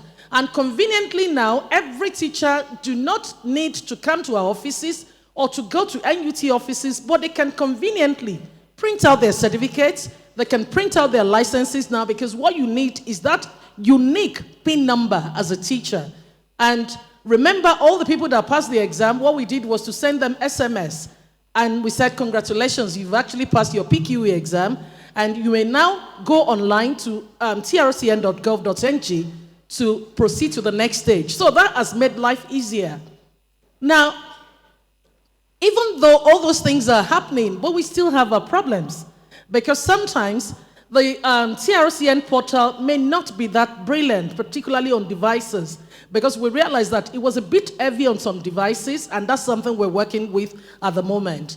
Now, in terms of licensing as well, we're working with Office of Minister of State on Education. You will see that what we're not leaving behind now is professional development, because that is your MCPD, mandatory continuing professional development. And I remember what Honorable Minister told us was, we're not just going to be licensing people, but we must be able to do professional development that will lead into us looking at it every 3 years so that your license conveniently can be renewed. So that's something, because now every teacher will see that we have professionalized education, and it's making every teacher to be seriously proud of themselves. I mean, we've seen professors now on website carrying their certificate and telling us that, look, I'm so proud to have this now. And well, I'll stop there because there's a lot that we're doing with professional development as well. Thank you. Thank you very much, Registrar. Globalized and digitized MCPD system. Thank you. To the Senior Secondary Education Commission, sir. This commission is fairly new relative to others, established 2021. In what ways have INSEC contributed to the professional development of teachers of senior secondary school? And of course, since I'm putting everything together to you, what funding model can sustainably support large-scale teacher professional development at the senior secondary education? Thank you. Honorable Minister of State and distinguished ladies and gentlemen, honestly, he has asked two questions. I don't know. I will try my best to keep to the time. You know, first and foremost, we of NSEC, we believe, I'm sure you also believe, that if you have quality, teachers, you will have quality students and you have quality outcomes. If you neglect teachers, of course, you neglect education, you neglect development. And of course, we also know that one of the major mandates of NSEC is to support teacher capacity development. And we have been contributing our quota to improve the capacity of teachers at the Nigerian senior secondary education level in various ways. First and foremost, you know that our commission is not only an intervention agency, but also a regulatory agency. And as a regulatory agency, we have prepared two major documents in support of teacher capacity development. One of these documents, of course, is the minimum standards for senior secondary education in this country. Of course, these documents prescribe benchmark requirements for all aspects of senior secondary education, but for our purpose, we are particular about that of teacher quality. It prescribes standard for the academic qualification of teachers, professional certification, competencies, licensing, even requirements for continuous teacher development. Now, because the minimum standards has prescribed that continuous professional development of the teacher is mandatory and is continuous, it means that we have no choice than to implement that provision to ensure that there is training and retraining of teachers, not only teachers at the federal level, but even at the state level. There is another document again. We prepared the National Policy on Senior Secondary Education to support teacher capacity development. Of course, the National Policy on Senior Secondary Education is a policy framework that addresses all aspects of senior secondary education. And one of them is that of capacity building and continuous professional development of the Nigerian teacher. Secondly, we have embarked on targeted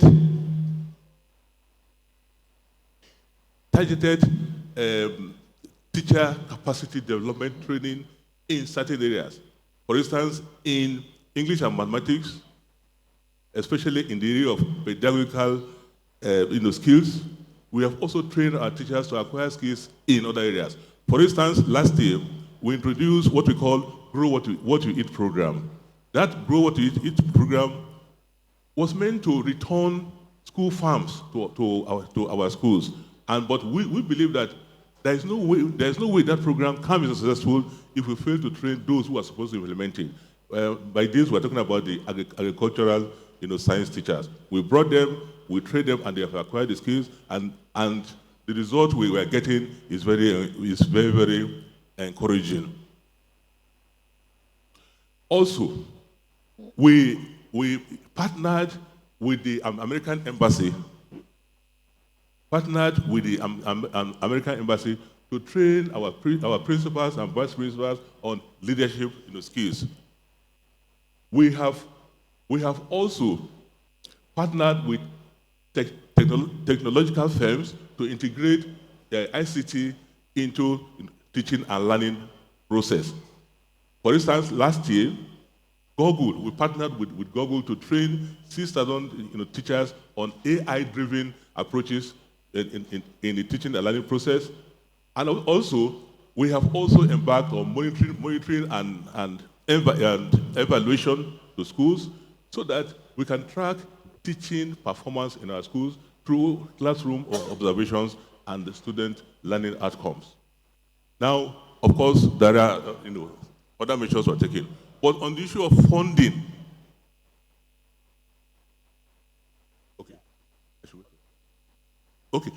on funding, what we are proposing are, one, we should have a dedicated, a statutorily dedicated funding model, in the sense that there should be a budget line for the funding of capacity building of teachers. Two, we should have a performance-based bonding that is tied to measurable outcomes. Three, state government should also contribute. After all, education is on the concurrent list. It is a shared responsibility. Again, we should tie CPD, continuous professional development of teachers, to teacher career progression. That will make teachers to be more committed to capacity training programs. And last but not the least, we should also embrace cost-benefit learning models, such as blended learning models, that is online, face-to-face, school-based learning model, mentoring, coaching, and so on and so forth. Thank you very much.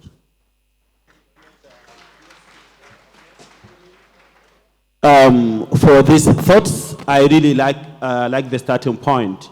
neglect teachers, neglect education, and neglect development. This is a very interesting sequence. And the funding issue, I attended the ADEA conference, the Association for the Development of Education in Africa in Ghana, sometime last year. And one thing that came out of this is the neglect of secondary education at the missing middle. At the missing middle. Primary education, basic education has gotten a lot of attention, as we know. Higher education, for whatever reason, the power of unions and others also getting attention. But secondary education really missing there. And it's a very critical period because it is the formative age. All of us, let's reflect back to our secondary school days and how impactful that period really was, and how it is a catch-up model. If you have good secondary education, what you miss in basic education can be amended at that level. This is really important. That's just one takeaway I came with, and I can see how your presentation has articulated that. Thank you, sir. We go to PLAN, the Partnership for Learning for All in Nigeria's Education. Dr. Boyga, from your work in different parts of Nigeria, what teacher development strategies have shown the strongest impact on learning outcomes? Thank you. Thank you, Dr. Mikhailo. Honorable Minister of State, thank you for this important summit, which is very good for the teachers at this particular period in Nigeria. Coming to your question, we talk about impact. The Partnership for Learning program actually operates in the Northwest Nigeria and some other part of Northeast, but specifically our work on improving learning outcome is actually around the KKJ states, what we call Kano, Kaduna, and Jigawa states, in partnership with the Ministry of Education in those states and also the Universal Basic Education Commission. And in the last 4 years, this is the 4th year of the operation of the program, we have reached 4,000 schools, approximately 4,000 schools, 60,000 teachers, and 2.1 million learners. And what have we been doing? We have been supporting improvements in learning outcome, from inability of children to identify letters, identify figures. This year, by the time the learning assessment was done, using the EGRA and EGMA tests, 56% of the children have attained foundational literacy improvement, while we have 84% have attained foundational numeracy competency, which takes them from beginner level to foundational level, which is like about 3 to 4 steps within the measurement standards.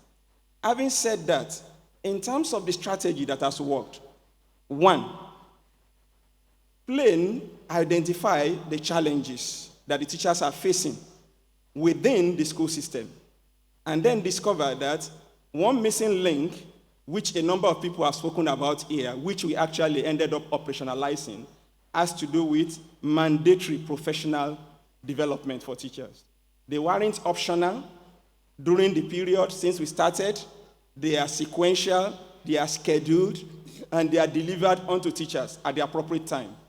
And they are all around improvements in pedagogic capacity, how teacher behavior can improve, how teacher communicate in the classroom, the soft skills that the teacher registration, the Professor Steve Nwokocha referred to here today, improving how teacher relates and make sure that the children are able to learn in a very critical way and important for learning improvement. That's the first thing that we did. And the second thing that we did was providing opportunity for teachers to have what we call mentoring and coaching support in classroom. We discovered that mentoring support for teachers is very critical. Teachers oftentimes go for capacity building, and then they come back and continue to do things the way they have been doing it before. So the in-school support, through the school support system created in collaboration with the state governments where we work, actually ensure support visit, mentoring support to teachers, observing them in the classroom and providing feedback to them on how they are teaching is improving or not improving, so that they can deliver competent lessons that will end up improving learning outcome in the classroom. This has significantly helped to boost the morals of teachers, and it has actually helped them in situations in which some of them feel they are at crossroads when they get faced with the situation in their learning environment. How do we deal with this situation of what I have learned during my mandatory professional development, and how do I implement this? And this has really worked to make sure that, unlike a situation in which you only have the QA officers coming in to make judgments on how teachers are doing, we are having people providing support for the teachers. And the third thing that we did, that we found out that is actually activating one of the policy anchors of improving education in Nigeria, which Nigerian government had actually approved long time ago, School-Based Management Committee, the governance system, ensuring that there is accountability, that teachers are supported by community members, and in the northern part in particular, there is Mothers Association, because there is a world of challenge around the fact that a number of children, even though the teachers are there sometimes, the children are not coming to school. So the partnership between the home, the Mothers Association, parents, and the School-Based Management Committee actually supported in making sure that truancy is reduced, children are in school to actually attend classes, and then we have the learning outcome that we ended up being able to report. Thank you. Thank you very much, Dr. Boyga, for those thoughts. Really, foundation matters, literacy and numeracy, the sequencing of education, talking about learning to read, reading to learn, and learning to earn is really critical. So that foundation gives us what is required, the point on training, mentoring, coaching, and of course, connection with the community through SBMC is extremely important. Thank you for those thoughts. We go to UNESCO, Mr. Ado. For UNESCO, how does Nigeria's teacher development landscape, which we have heard from different quarters, compare with global benchmarks such as UNESCO, ILO recommendations on the status of teachers? Thank you. Good afternoon, the Honorable Minister, and good afternoon, ladies and gentlemen. My name is Ado Muhammad. So the Nigerian teacher development status compared to UNESCO and the international labor organizations, I will start with mentioning the key steps for recommendations by UNESCO and then the international labor organizations. First of all, the teacher development status has to be professional. That is to say, only those that qualified and be professionals can find themselves in teaching, or they should be called as teachers. And then the second aspect has to do with rigorous or initial training. Before you become a teacher, you have to undergo an initial training from the teacher education institutions, where the training mainly focuses on pedagogy over theory and then practice over lectures. And the third aspect is free in-service training for teachers, which has to be constant. That is, teachers should be undergoing training which will be free of charge. And then the fourth aspect is that a good working conditions where teachers feel valued and motivated so that they can be able to deliver, as well as conducive learning environment. So compared to Nigerian status, Nigeria teacher development status is aligned with the global standards in the first phase, where we have the Teachers Registration Council of Nigeria, which is TRCN. It's a body that is mainly for making those to be teachers are professionals. They need to be qualified and certified before they can be able to find themselves in classroom. So having TRCN is one of the areas that Nigerian education status is aligned with the global standard. And the second aspect is has to do with continuous professional development. This morning, we have seen the launching of Edu Revamp, where teachers will be undergoing capacity building as a continuous professional development. And the third one is the review of teacher policy in Nigeria, where this policy mainly address or focus on teachers, especially in reviewing the teacher career pathways, as well as motivation and then classroom condition or classroom environment.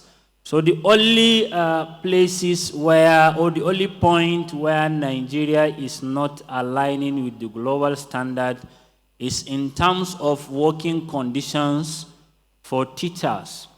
You may find out that some teachers are having more than or close to 100 students in a classroom, where it's not a global standard, because the global standard as recommended by UNESCO is that for each classroom, the teacher-student ratio has to be 1:35, maximum to 40.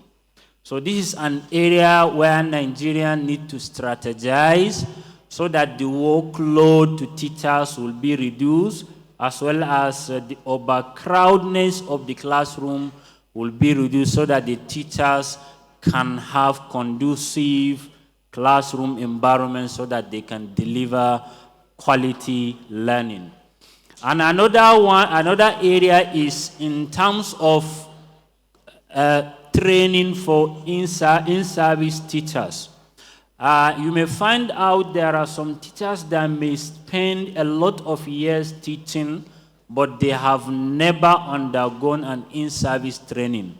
So this is an area where we need to strategize so that the teachers that are on the field can be able to be attending this in-service training so that they can be continuously building their skills, capacity, so that they can get ready and deliver quality learning in our classroom.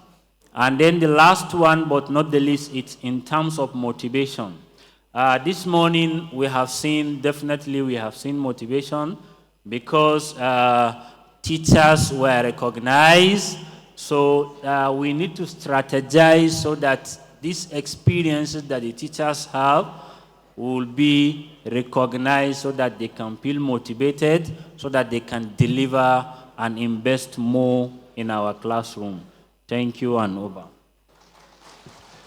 Thank you very much, Mr. Ado UNESCO, for those thoughts, emphasizing the global framework on being qualified as trained, and then, of course, receiving continuous professional development, and, of course, through the training, being more about practice than just lectures, which is really important, and the good working condition, and the overall motivation, which teacher-student ratio is really critical too.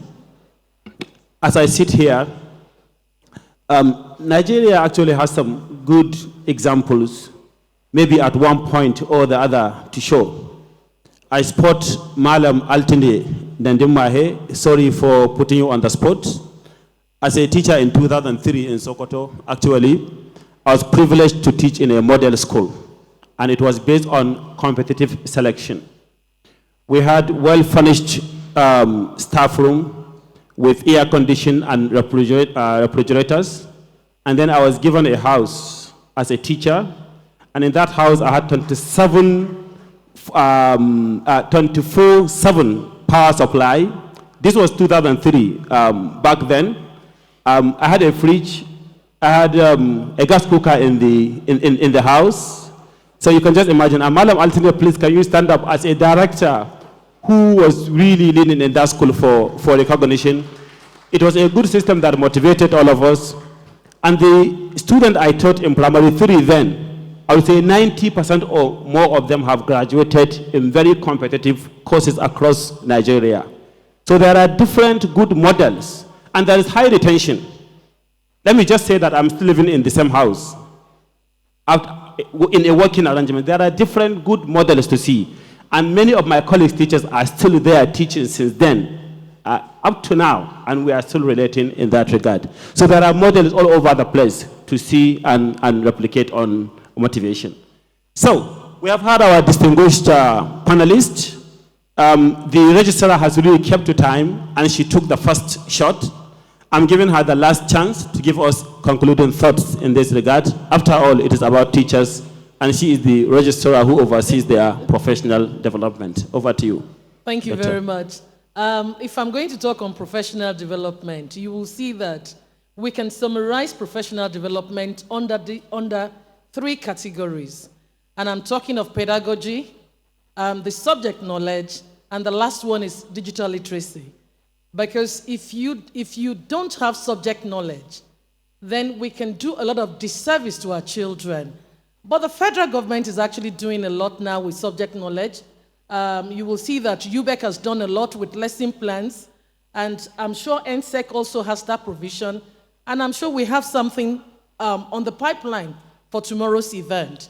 Because if we can get subject knowledge right in Nigeria, where every teacher teaching can actually know what the rudiments of every subject is, and our children are being taught properly, then we will know that we're churning out the right citizen in the country. Because whether you like it or not, you may send your children to private schools. If you send them to private schools, but the teachers are from public school background, and if subject knowledge is a big problem, then we're rolling the same thing. So that's why we cannot fold our hands, and that's what the federal government is working on, to see that we have outstanding teachers that are also producing good lesson plans in supporting teachers. And I know some state commissioners have also done that. Thank you so much for that. But in terms of pedagogy, you can be a brilliant graduate. The fact that you are not an education graduate does not make you the best teacher in class. How do you break it down to suit the needs of all our children? We've got a lot of children. We've got children working above the cognitive ability level, children working below cognitive ability level. How do we differentiate lessons? And you cannot buy that unless you actually get trained on pedagogy. But the last but not the least is what we're doing with NIDA at the moment. You will see that initially, TRCN was testing everybody on 23 subjects, but TRCN has actually changed that now. Because at the end of the day, what you have employed me for is whatever I am doing must make impact into the classroom. And that's why we have changed it to 5 core areas. And that's the foundational learning, foundational maths, foundational literacy, pedagogy, safeguarding, and digital literacy. Because if we can all get digital literacy right, then we can be speaking to the 21st century child. Because the 21st century child has a different language from you and I, from when we went to school. If you're still in that 20th century where they taught us, where somebody stood in front and said, 2 + 2, what am I saying? And that means we're still into myopic learning. So to me, we have to look at professional development as a core thing. Pedagogy is very important, subject knowledge, and that's why states cannot wait and say a teacher hasn't got subject knowledge, and so I'm going to wait, I'm just going to leave it like that. We've got to do something. Because before I was born, standard was not good in Nigeria. Now people still make that excuse. They will say standard is not good. When are we going to get it right? And thank God for the 2 wonderful ministers that we have now. They put us on our toes. And so we've got to come tomorrow and see another resource that we're going to be launching for 21st century lessons to be taught in Nigeria. And this is Nigerian teachers, outstanding teachers in all the 6 states, teachers supporting teachers initiative. So that's something we're moving forward with, because whether we like it or not, please, I want us to take something away from here today. Professional development is key. and is very important to the 21st century child. Thank you. Thank you very much, Dr. Sayombo. Actually, I've learned through the years that every professional, whether it is teacher, engineer, medical doctor, lawyer, whatever, three things make them: knowledge, skills, and attitude. And you have spoken to all of them. Knowledge is what you know, skills is what you can demonstrate, that's pedagogy for teacher, and then attitude, respect to time, empathy, care, and so on. And I know that's what you have in the teacher's ethics and compliance. Well, ladies and gentlemen, Honorable Minister of State for Education, seated here, here we come to the end of this panel on strengthening teachers' professional capacity for quality learning. And key takeaway is that we need alignment between regulation, financing, implementation, and partnership for teachers' professionalism to work. And it is just beyond training. It is about harmonized system, and of course, the system working in sequence. If Nigeria gets teacher professionalism right, then quality learning follows. Thank you very much, and a round of applause to my distinguished panelists. Thank you.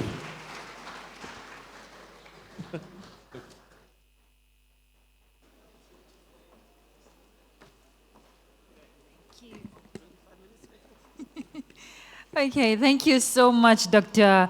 Michaela Ibrahim. I think they deserve a better round of applause. That was really comprehensive. And well done to all our panelists for stirring the conversation.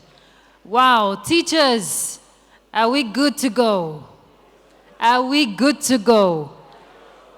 What's the anthem again? Chai, I've forgotten. NUT President, tell us. Teachers are great. So it's lunchtime, and we've come to the end of today's event. It's been an honor, and you know, I have learned. When you're in the midst of teachers, you will learn. I have learned, and I appreciate every teacher in this hall, and I want to commend the Ministry of Education. Well done for the good initiatives being put out there. Please, a round of applause for the Ministry of Education. Great initiatives to strengthen capacity of our teachers. And thank you for the sacrifices you make daily. Thank you. You never can tell who is watching. Today we saw the reward, and it goes to each and every one of you as teachers. One block at a time, and we'll strengthen the system because it is a collective responsibility. So thank you very much. My name is Ruth Aguele. It's been an honor. So please, let's rise for the closing prayer, which is the last stanza of the national anthem. And please, one more announcement. Your lunch will be served in the hall. Those who are protesting at the back, you have double ration. On me, don't worry. You have double ration, eh? Those who didn't get the breakfast, you're having double ration for the lunch. Just meet the Honorable Minister of State. She'll take care of that. Okay, so let's take the last stanza of the national anthem. It's the prayer, so that whatever has been deliberated here, of course, Nigeria will be great. O God of all creation, grant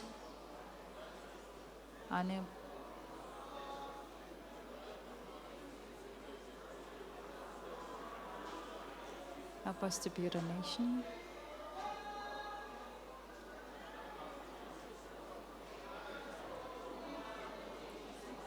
Peace and plenty, Nigeria may be blessed. And plenty, Nigeria. Thank you very much. And a quick announcement again. Tomorrow's session will not be in this hall. It's at NUC Hall, and the time is 9:30 a.m. prompt. So please be punctual. Please be seated for your lunch. It will be served in the hall. Thank you.